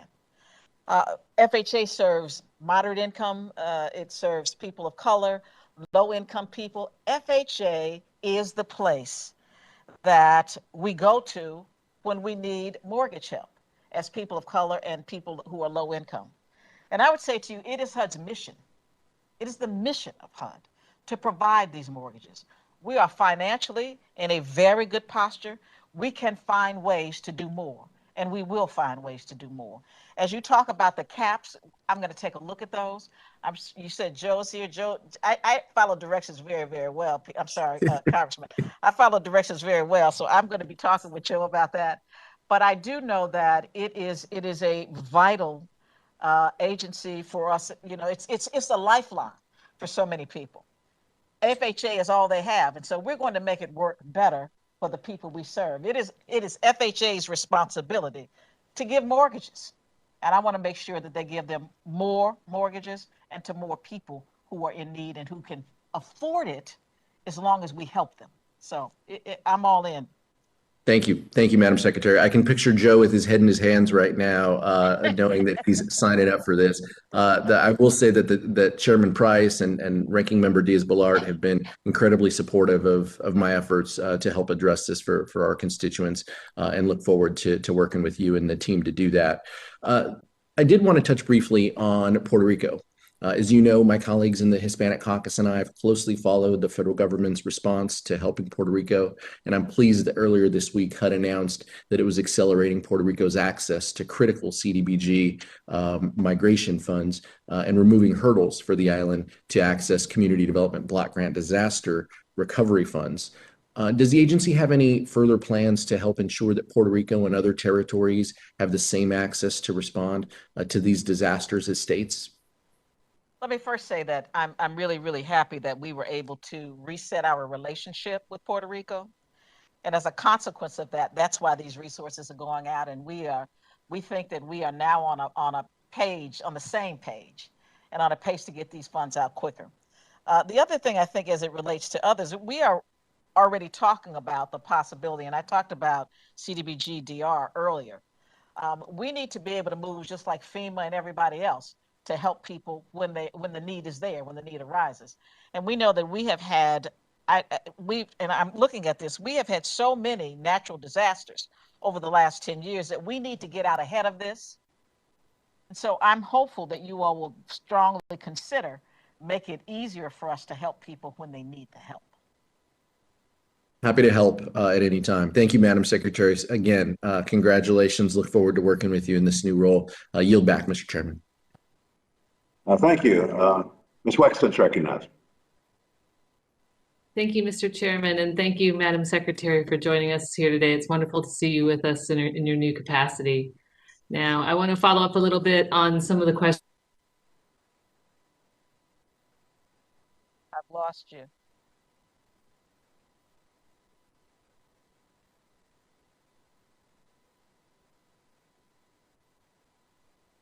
Mr. Chairman, I think we've lost her. Ms. Wexton, we need to reconnect here.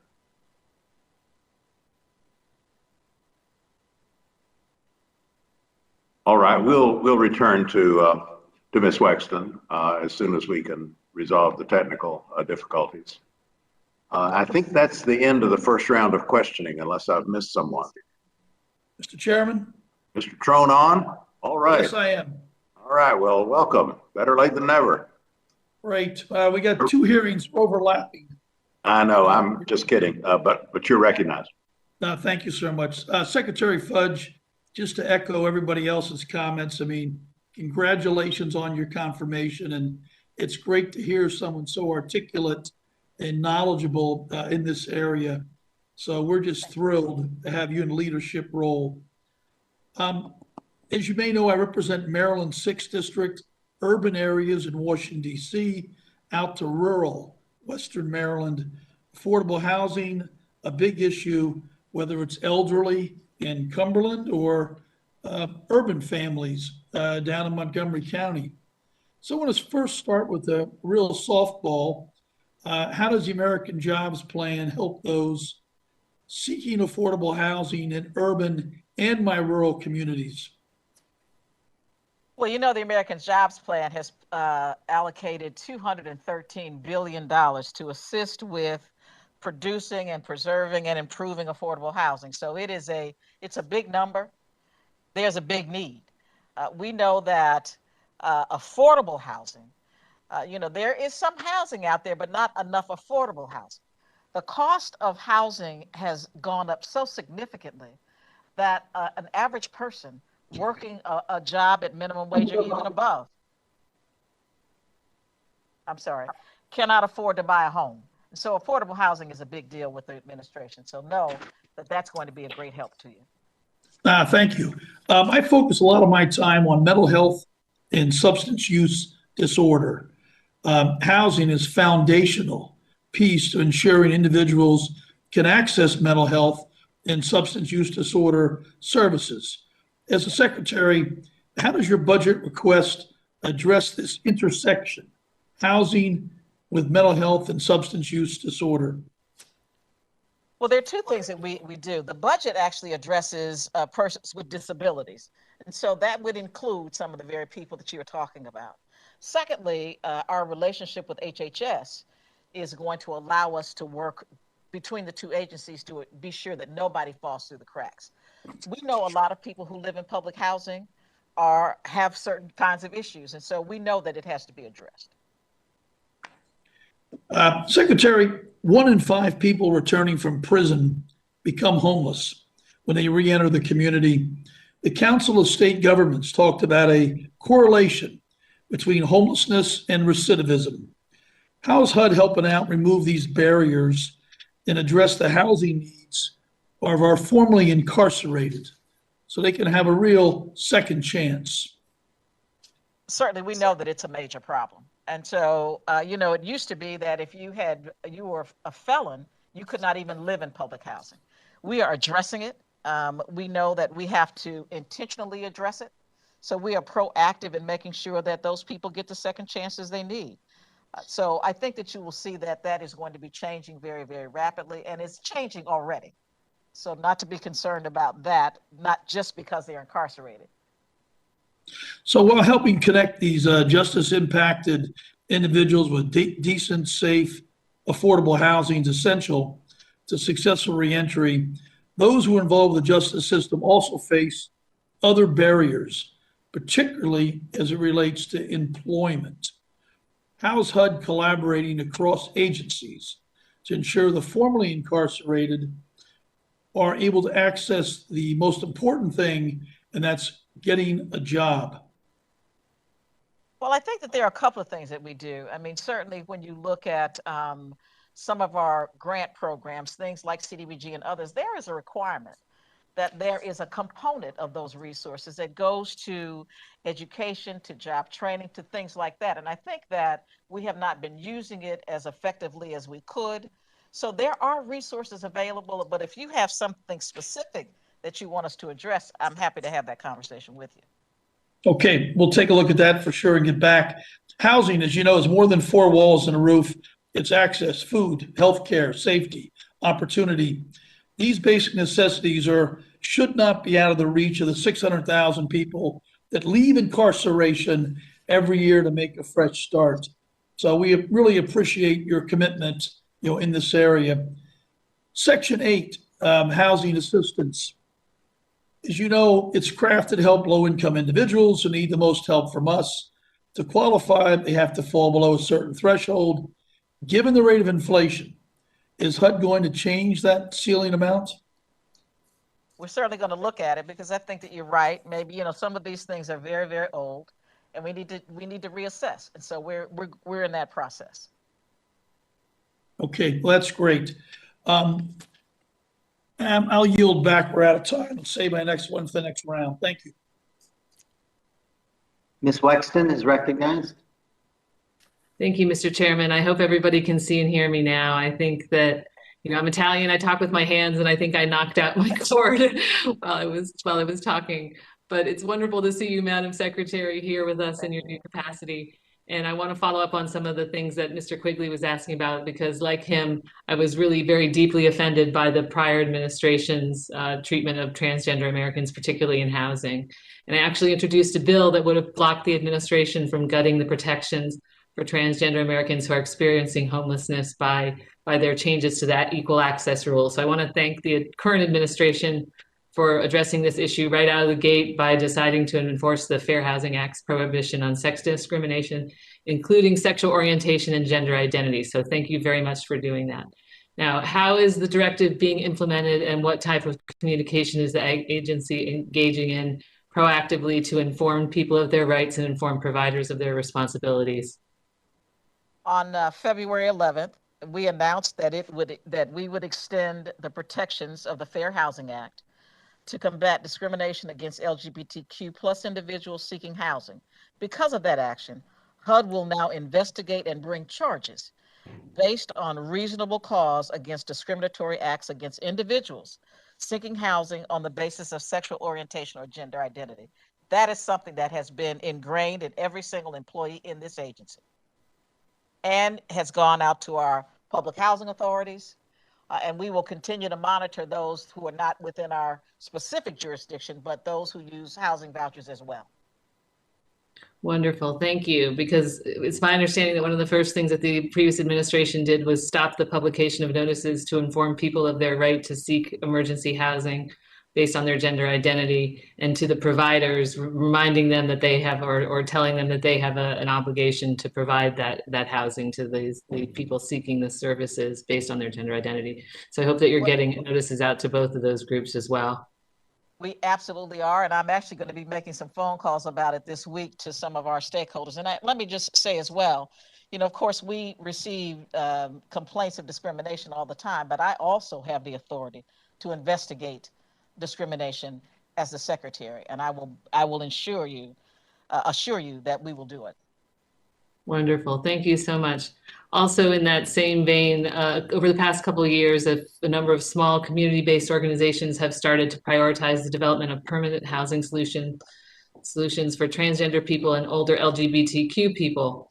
A lot of these providers are having trouble accessing existing federal funding, mostly because they have, you know, there's a lack of previous development experience, or they have a limited ability to secure matching funds because they don't get support from their local governments.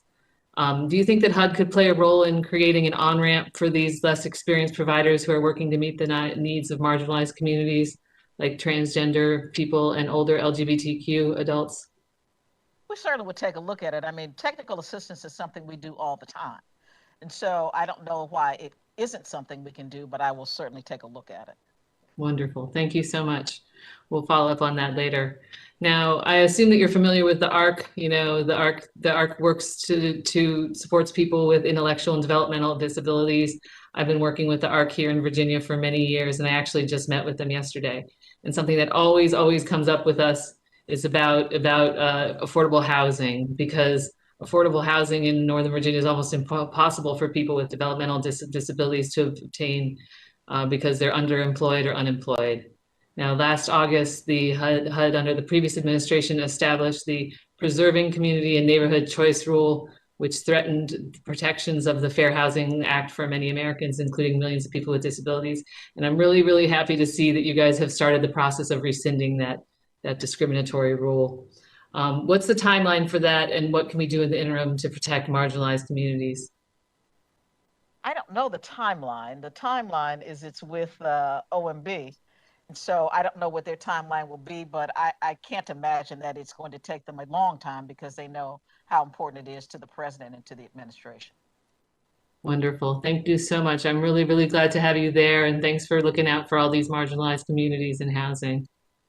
With that, I give you back, Mr. Chairman. Thank you. And we're now ready for the second round of questions. We will keep plowing through with the votes on the floor between Mr. Quigley and Ms. Clark and others. We'll cover the chair here and just keep going with everyone's permission. Madam Secretary, we appreciate your fortitude in hanging in here with us. Let me ask the first question in this next round, and it will we'll build on the discussion we had earlier about the particular emphasis you've chosen to place on housing for the elderly and housing for the disabled. I think we made very clear that this subcommittee is right in line with that thrust and that set of priorities. But we all know the problem is much larger than just those two programs could ever address. In fact, the figures that we often see are that HUD is able to serve only 1 in every 5 households eligible to receive rental assistance. We have to process just what that means. What it means is that there are many households in this country paying 60, 70% of their income in rent and just not able to sustain a situation. So the question is, how do we not just we want to need to keep people from losing ground, especially in the middle of the pandemic. We also need to think, what are the main instruments for expanding the supply of affordable housing? And I'm going to ask you to reflect on those major instruments in a moment. But the Consumer Financial Protection Bureau has estimated that now 8.8 million people are behind on their rent, speaking of losing ground, and 2.1 million homeowners are behind on their mortgage payments. So we see the rationale right away for the elements in the successive rescue plans. But we also are looking forward, and that's the exciting thing, I think, about the inclusion of housing as infrastructure, and also the fiscal 2022 budget proposals.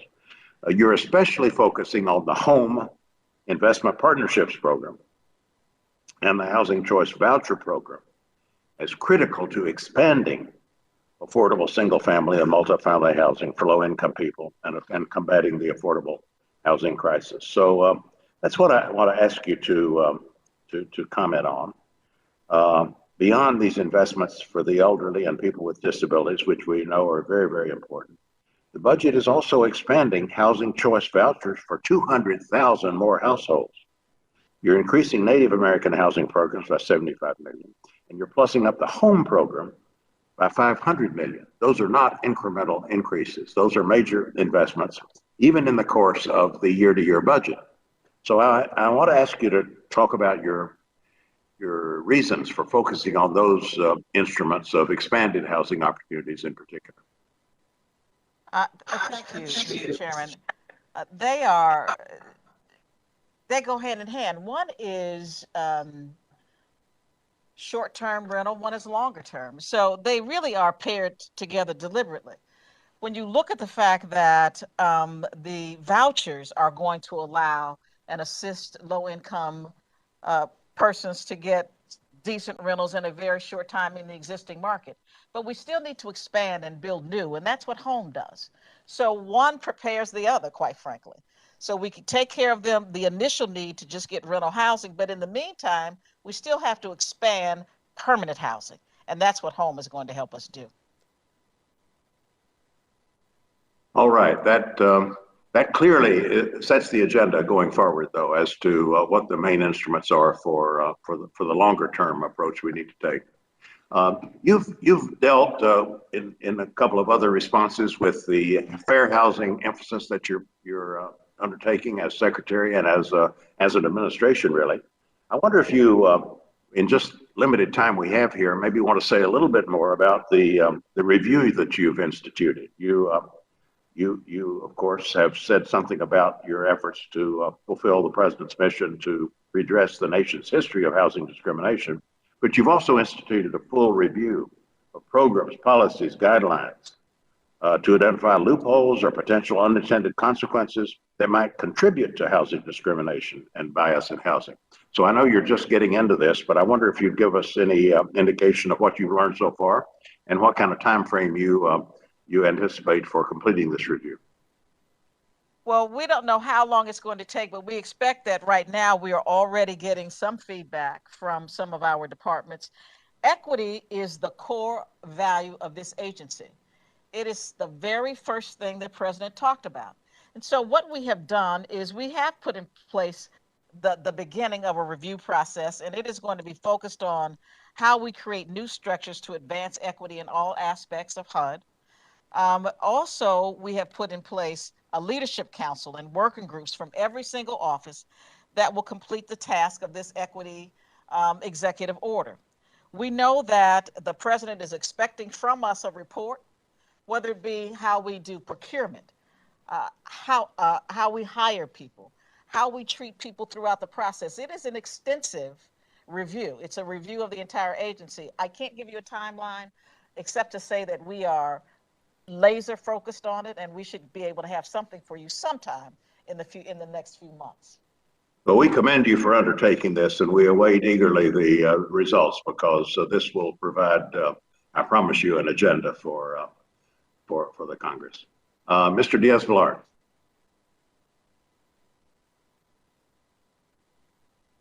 All right, Mr. Rutherford. Thank you, Mr. Chairman. And Madam Secretary, I know earlier Councilwoman Clark was talking to you about, the impact that domestic violence has on housing for many times families, because you're also a lot of times these instances have children involved as well, and because of domestic violence, they wind up going to shelters. They wind up needing housing. I know in the skinny budget that we got, there was an increase of 5.4 billion for 22 for the Choice Voucher Program. Can you talk about, is that as a result of some of what you see going on with domestic violence, and are there specifics on how that money is going to be directed toward domestic violence, helping these mainly women with children? I think they're two different things. One is, of course, yes, we have rules in place now that if there is a domestic violence situation within public housing, it is our responsibility to move them as quickly as we can to a safer environment. But the housing vouchers themselves are expanded because they need to be expanded. We have not, over the last decade, have had enough housing vouchers. And so we're trying to make sure that we can put people not just in safe housing, but housing in neighborhoods of opportunity, to be sure that we can get them decent housing. And we don't have enough public housing authorities to house them. So we need to expand it because there are more and more people in need. The chairman mentioned that we only serve 1 in 5 people now who are eligible. So we want to be sure that we can at least put a dent in serving the other 4. Okay. Thank you. And it was music to my ears when you said FHA is there to do more mortgages.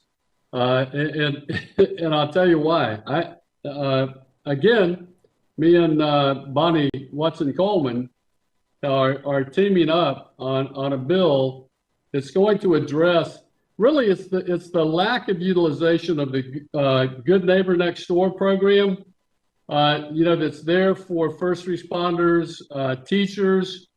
That program's not utilized enough because there simply aren't enough properties that are in areas where, quite frankly, these individuals can live. And so what we want to look at is a Helper Act that we're about to drop, this bill that will actually provide no interest, one time, no interest FHA loans to these first responders, our teachers, K through 12, our firemen, our police officers, those individuals who really have great records for making their payments. Okay. And so if we can get them into a home, no interest down, and this program is also going to have a 3.5% upfront mortgage insurance, so to help with the solvency issue for FHA. So are those, I guess my question is, those are the kind of programs that you're looking for to expand FHA mortgages, I would hope. Listen, this sounds very, very exciting. I look forward to talking with you about this after the full budget is out, because I think it's a wonderful idea. So let's talk more about it. I mean, we're open to new ideas. Thank you. Thank you. We will absolutely do that. And on the access to home ownership and pandemic relief, last question is, there is an increase in there for FHA mortgage insurance programs, but I don't see, we didn't have an amount, but the breakdown between first time and minority home buyers is 83% and 37%. Can you talk about the importance of that program to first time home buyers particularly? I mean, 83%, that's a great program. Well, certainly, I think the goal, and I go back to the mission, the goal is to get more people to own homes. Today, we find that the gap between minorities and low-income people, between those who have home ownership now, the gap is bigger now than it was 50 years ago. We need to get more people to buy houses. And so we need to try to figure out how we can make it easy for them to do, how we can assist them in doing it, and how we can get more people qualified. So I think the first home buyer, I mean, DC, just take them as an example. They do an outstanding job with first-time home buyers. They help with down payment assistance. They have classes as to how you go about making sure that you are in a position to afford to buy a house. We do the same thing.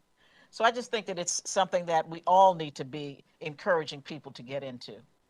Well, Madam Secretary, I look forward to working with you on that. And I see my time's expired, Mr. Chairman. I yield back. Thank you. Thank you. Madam Secretary, if I could ask you a little bit about difficult development areas. And as you know, these are HUD designated areas with high land construction and utility costs relative to the area median income. And as I'm sure you know, in order to foster the development of much needed affordable housing, the value of low-income housing tax credits is increased by 30% in those areas. I've heard from a lot of constituents, interest groups, and local aldermen in Chicago just how valuable they are. But the problem is that HUD uses zip codes to outline DDAs. And in a dense area like Chicago and other big urban areas, that paints a pretty broad brush that misses and excludes some really important areas that could benefit from the program. I've heard from those on the ground that if HUD instead considered designating DDAs using qualified census tracts, which are smaller and more granular, would be able to better target specific neighborhoods and areas of high need for the program. So today I'm just asking if you and the department would work with us on this issue, hash it out, and examine how DDAs are designated and making some potential changes, make sure we don't miss anyone. I'll be happy to do it, Congressman. Very good. We appreciate that, and we look forward to working with you. Mr. Diaz-Balart is back, and he is recognized. Thank you so much, Mr. Chairman.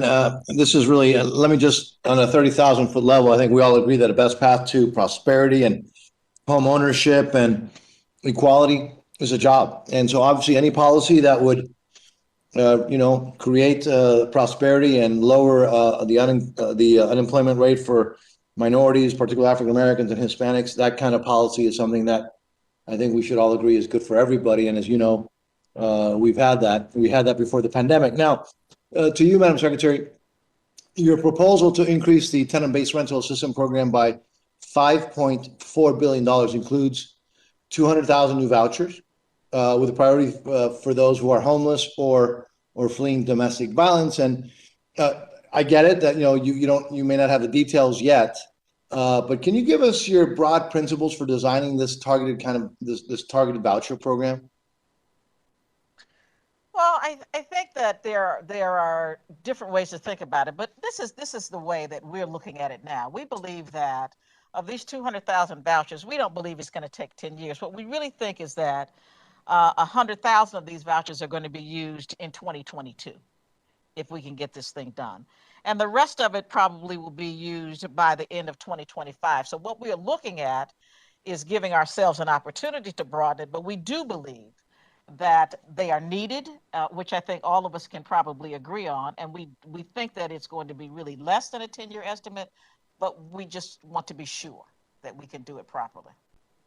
And again, I'm looking forward to seeing details when obviously when you have those. Do you foresee if there would be new in-house resources required at HUD?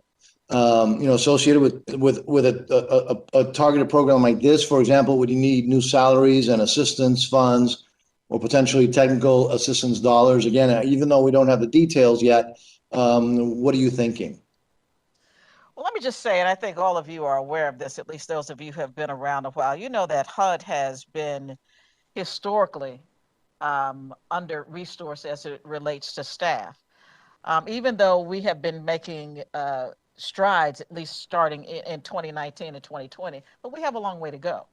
And certainly what we have found is that the only time we really get any staffing is when we have special kinds of allocations. So we need to increase our staffing. I'm really happy that you asked the question because it's something that we need to do. Our workforce needs to be increased. Madam Secretary, one of the things that both the chairman and I are just very aware of is that obviously any new housing assistance programs, would require renewal in future years. And we always have to, I was very aware that I wanted to make sure that if I was not chairman anymore, and obviously it happened, that I would not leave the chairman with a huge gap for future years. It's something that we're all very aware of, obviously understanding still that we have certain things that we have to do. But it would be helpful if you could also give us your 10-year cost estimate for this program. What are we looking at in the future years as far as potential costs? Over 10 years, we're looking at about $25 billion.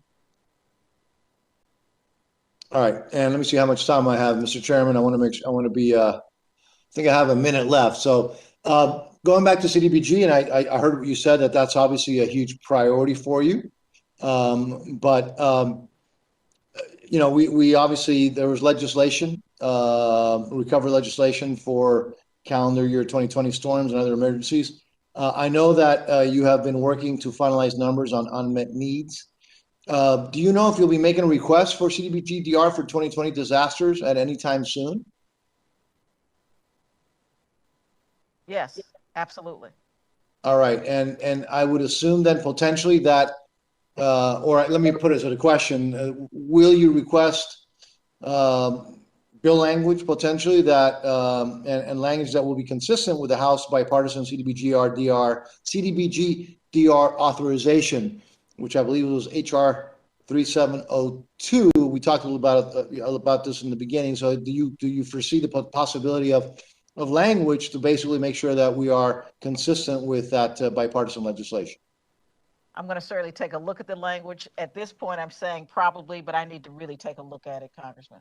No, I get it. I know that you, as you said before, you've been there for about a month, right? so I get this, and that's why I want to be fair with my questions, and I look forward to working with you. I yield back. Thank you. Thank you. Ms. Clark is recognized. Thank you, Chairman Quigley. And Secretary Fudge, I was really delighted to see your emphasis on modernization and rehabilitation of HUD-assisted housing. We know the affordable housing deferred maintenance backlog runs in the tens of billions. But we also know that 40% of US carbon dioxide emissions comes from buildings, and that as climate change increases, the severity of weather events, our buildings must become more resilient. So I am delighted to see that both the American Jobs Plan and your budget proposal included funding to make housing more energy efficient and resilient. And I wonder if you can just give me a sense of how you're viewing your role and HUD's role in our efforts to address climate change. The president has made it a priority, obviously, but I would just say to you in this budget, in the president's discretionary budget, there is about $800 million for modernization and rehabilitation aimed at energy efficiency and resilience. As well, there is in the president's jobs plan, billions of dollars to address resiliency. I think that every single agency of the federal government has resiliency as a part of our agenda. And we're going to ensure that we do something about it now. We know what has happened over the last, since 2020 alone. I mean, we know what has happened in climate events, and I'm going to just kind of give you some numbers. That in 2020 alone, there were 22 weather and climate disaster events with losses exceeding $1 billion each. So we have to start to look at resiliency at every level, whether it be through housing, whether it be in our public housing. We have to look at new housing. We need to make sure that our current public housing is resilient, whether it be new windows, energy efficient windows. There are many, many things that we're going to be doing, but it is in fact a priority. That's great. Are you also looking at electrification of the, fuel for stoves, certainly in the Northeast, electric as a heating source? Is that part of what you're looking at and considering as well? I can't give you the number off the top of my head, Congresswoman, but I know that it is in the President's jobs plan. Oh, great. Fantastic. And just a final question. Can you give us a sense? I know in the jobs plan, there is an emphasis on broadband. We certainly know how important that is. And I wondered if the president's proposal for broadband includes funding to provide internet access in HUD-assisted housing. And if not, can some of the funds you're proposing for modernization be used for this purpose? Yes, there is $100 billion in the plan for broadband alone. And I would say that if we learn nothing else from COVID, what we'd realize is that without high-speed internet or broadband, our children have suffered through this last year without the kind of access they needed to go to school virtually. If nothing else has taught us we need to improve, then that should have. Yeah. Yes, thank you so much. I yield back, Mr. Chairman.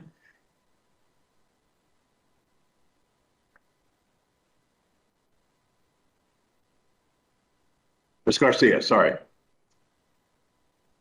Thank you, Mr. Chairman. Thanks again, Madam Secretary. I just want to close out the earlier conversation. I do this not to be pedantic. I'm just trying to make sure that we all really appreciate the magnitude of these dollar values and the coordinate systems that we're working in. You mentioned that a $250,000 home would be a shack. In California. In California, and that's where I'm from. That's where I'm going. So just bear with me. I would, remember that's the median home value nationwide. So I just want to be respectful of some of these states that aren't challenged with some of the barriers that we have in California. And the $213 billion footprint for housing within the American Job Act is kind of what informs where I'm coming from on this. These are significant numbers. So when I do that math and land on 145 billion being able to buy for $585,000, $250,000 homes, that's not hyperbole when we start looking at some of these upcoming programs and projects. With that all in mind, what can we do at the federal government? Stand by. What can we do at the federal government level to help states like California, where right now it is physically impossible to break ground, get the permits, get the CEQA qualifications done, and build a home for less than $500,000? Is there something that we could collectively do, either through federal agencies or helping deregulate from the top down somehow that you can see as a path forward? Otherwise, we don't really have solutions to affordable housing in California specifically.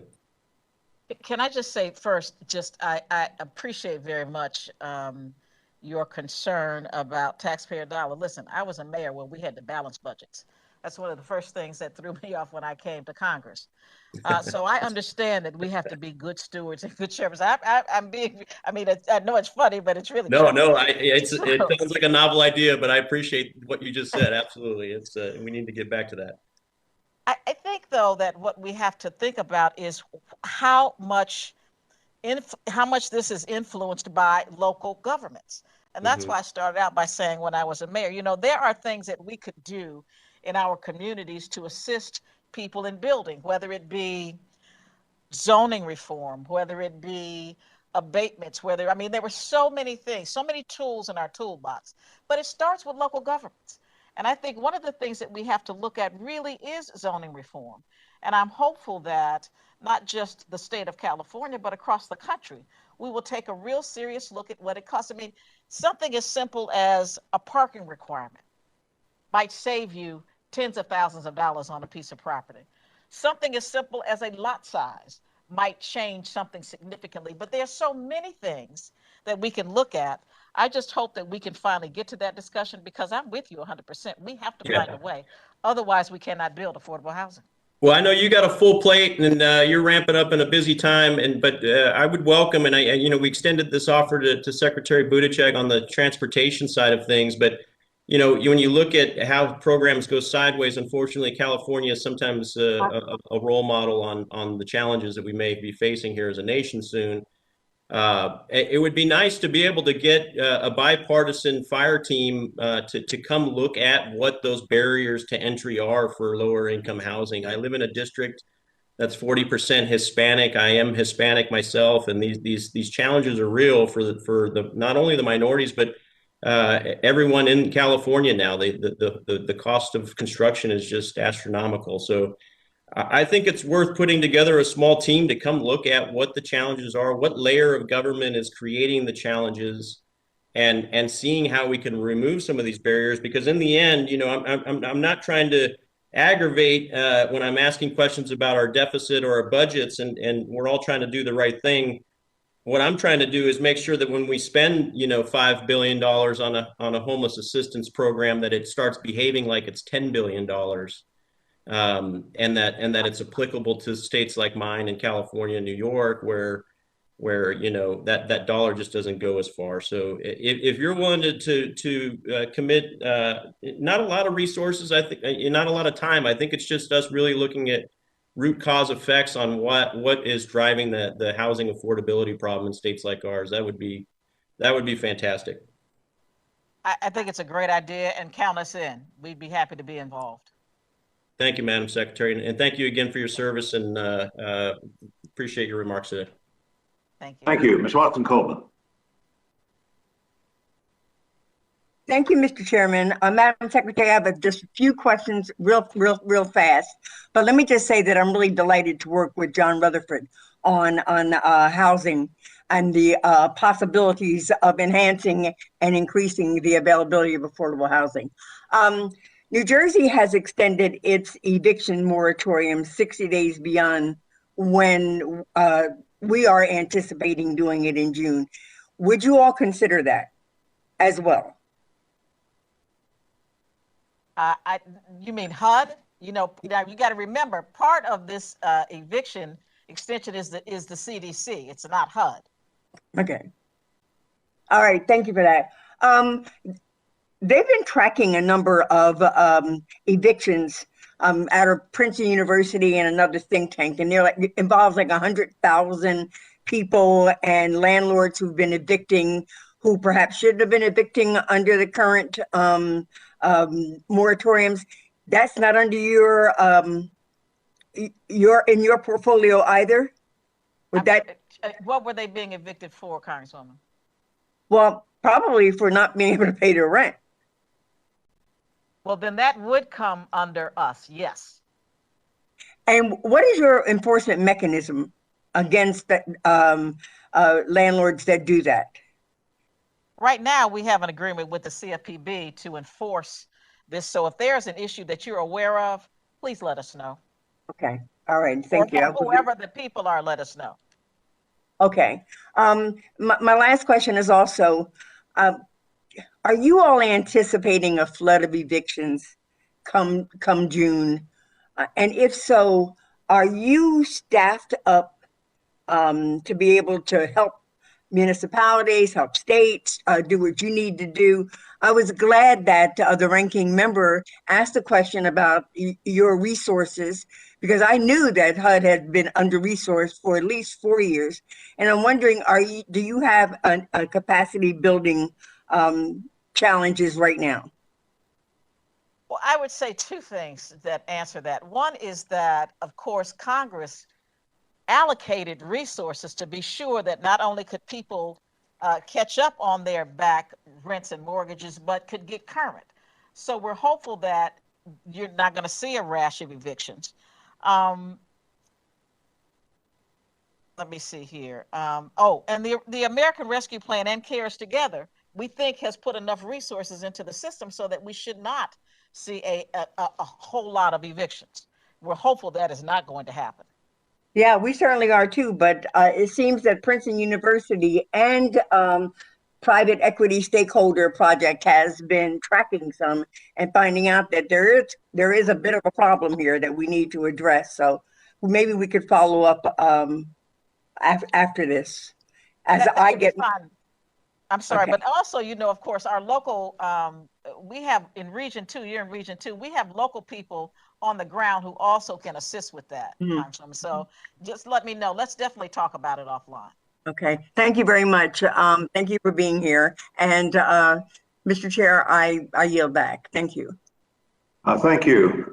Ms. Torres. Thank you, Mr. Chairman. Madam Secretary, in my district, like many of my colleagues spoke, we have a tremendous need for HUD programs and technical assistance from the HUD regional office.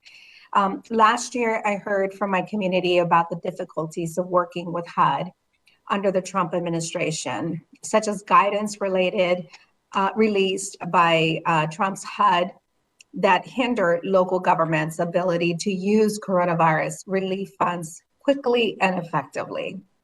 In addition, my district office reaches out to the HUD regional office on behalf of our constituents' casework, such as a claim of racial discrimination and delays.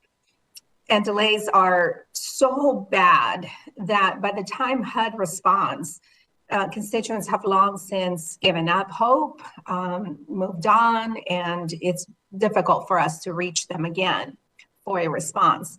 So we really need a responsive HUD that is staffed up and able to provide smart technical assistance and timely casework, allows key HUD programs to run smoothly. I support the necessary increases in HUD's budget for hiring good people to work at HUD administering these programs. Dedicated career staff work hard to execute these types of programs that are so critical to the families across our nation. But many of your staff are eligible already for retirement, with even more eligible in the next few years. So I know that you just got there and you're flying and building the plane at the same time. But what additional staff and resources will the department need to continue to implement the CARES Act and the American Rescue Plan? We need simple things such as just getting the website updated and refreshed, appropriately for what we need. Thank you so very, very much, Congresswoman Torres. So let me just say a couple of things. From 2008 to 2017, HUD lost almost 19% of its total staff. So we are understaffed. Now, mind you, we have outstanding people working in this agency, consummate professionals who have been holding down the fort, but we do need help. We are in the process of trying to rebound. We are going to need more resources, but I would say to you that we need to put more emphasis right now on our field staff, because I think those are the people that can help you most. Yeah. So we are going to be taking a strong look at that, but do know that we are aware of the situation, that we are doing our very best to retain the good staff we do have. But you're right, we have almost 500 people, is my understanding now, who are eligible to retire this year. We can't hire people fast enough. So we're thankful that you have given us opportunities to keep our staff, at least for the next couple of years, but we do need help. And I don't know what that number is off the top of my head, but I will say to you that we need to build up our field staff and then start to build up this building here in Washington. Yes, and thank you. I just wanted to make sure that you had already taken an assessment of the staff that is, already, as you stated, critically low and then leaving on schedule to leave. So, Madam Secretary, what more can we do in our committee to help you achieve all of these goals that you have created and a new vision for HUD? Well, you're doing it right now, actually, and is hearing us, is listening to the things that we know are important, listening to our requests, and hopefully taking into consideration what we're asking. And I think that that's a big part of it. Communication is a lot of it. I think that as a former member of Congress, when I was better prepared and I understood better, I made better decisions. I hope the same thing is going to happen as a result of this conversation. Thank you, and I yield back. Okay. Mr. Espaillat, glad to see you. You're recognized. I'm back from voting, yes. Hi, Secretary. Thank you for being with us. I look forward to working with you. As you know, I have one of the highest concentrations of public housing stock in the country, if not the highest, in East Harlem and Harlem. The New York City Housing Authority, citywide, has 400,000 people. But my district has the highest concentration of those apartments that are in dilapidated conditions. You have mold, lead paint, you have malfunctioning boilers, leaky roofs. They need pointing. So major work needs to happen for us to get that housing stock back in repair. And I know that there was $40 billion that was proposed for public housing, but our ask nationally is $80 billion. And I wanted to know your take on our ask, and how do you feel that we can address the needs of NYCHA in the city of New York with such a high price tag, right, with all those issues impacting families. And with just $40 million that will be split up across the country, we'll get like a drop in the bucket, and it won't really take care of the problem itself. So I wanted to ask that question first. Thank you for the question. And we are well aware that New York has the largest footprint of public housing in the country, and we know the needs. I mean, we have been, even in my short time, I'm very clear on the needs for NYCHA in particular. $40 billion is the number that the president and his team felt that we could responsibly request. We would be happy for you all to give us $80 billion. We know that it's not enough, but it is a one-time historic down payment on making a difference in public housing. We have never at any point in our history spent this kind of resources on capital. We've been historically behind. Decades and decades we have let this go. We don't know that we can fix it overnight, but we know we can make a dent with this. Okay, well, let me just say that I think it's important that we consider a higher number.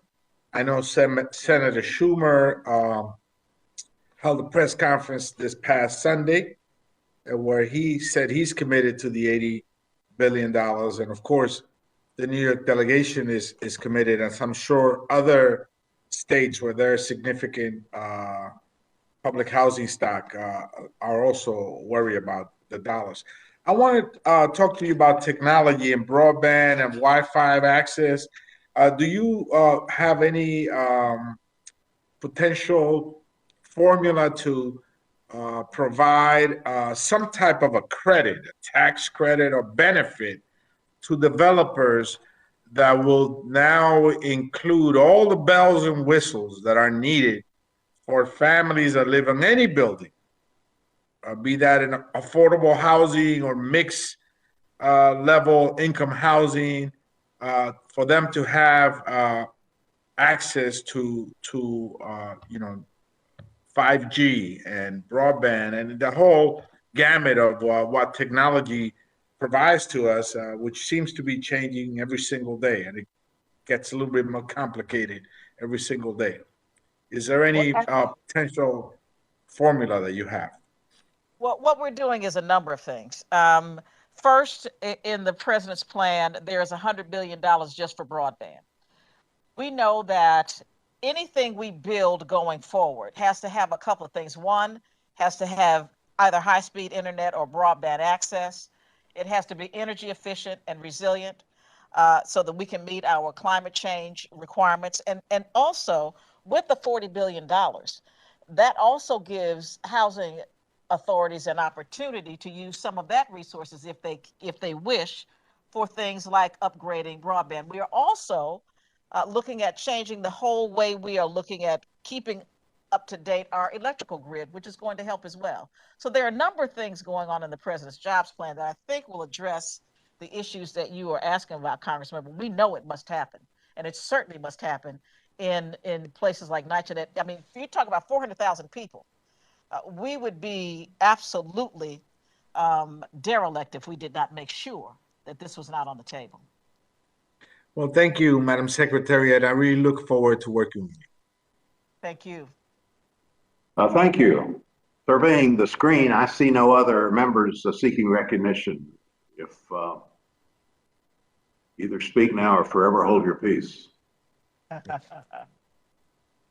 All right. Well, Madam Secretary, we're very grateful for a very good exchange. And like many have said, we welcome your leadership at the helm of HUD. We appreciate, of course, your participation in today's hearing. And we look forward to working with you as we craft both the American Jobs Plan and the fiscal 2022 appropriations bill. The committee staff will be in touch with your budget office regarding questions for the record. I know I will have some, and I expect other members will as well. If you can work with OMB to return this information for the record to the subcommittee within 30 days from Friday, then we'll be able to publish a transcript of today's hearing and make more informed decisions for fiscal 22. Want to give Mr. Diaz-Balart or any minority members a chance to speak. I believe they've left the call. If there's no other business, thank you once again, and the hearing is adjourned.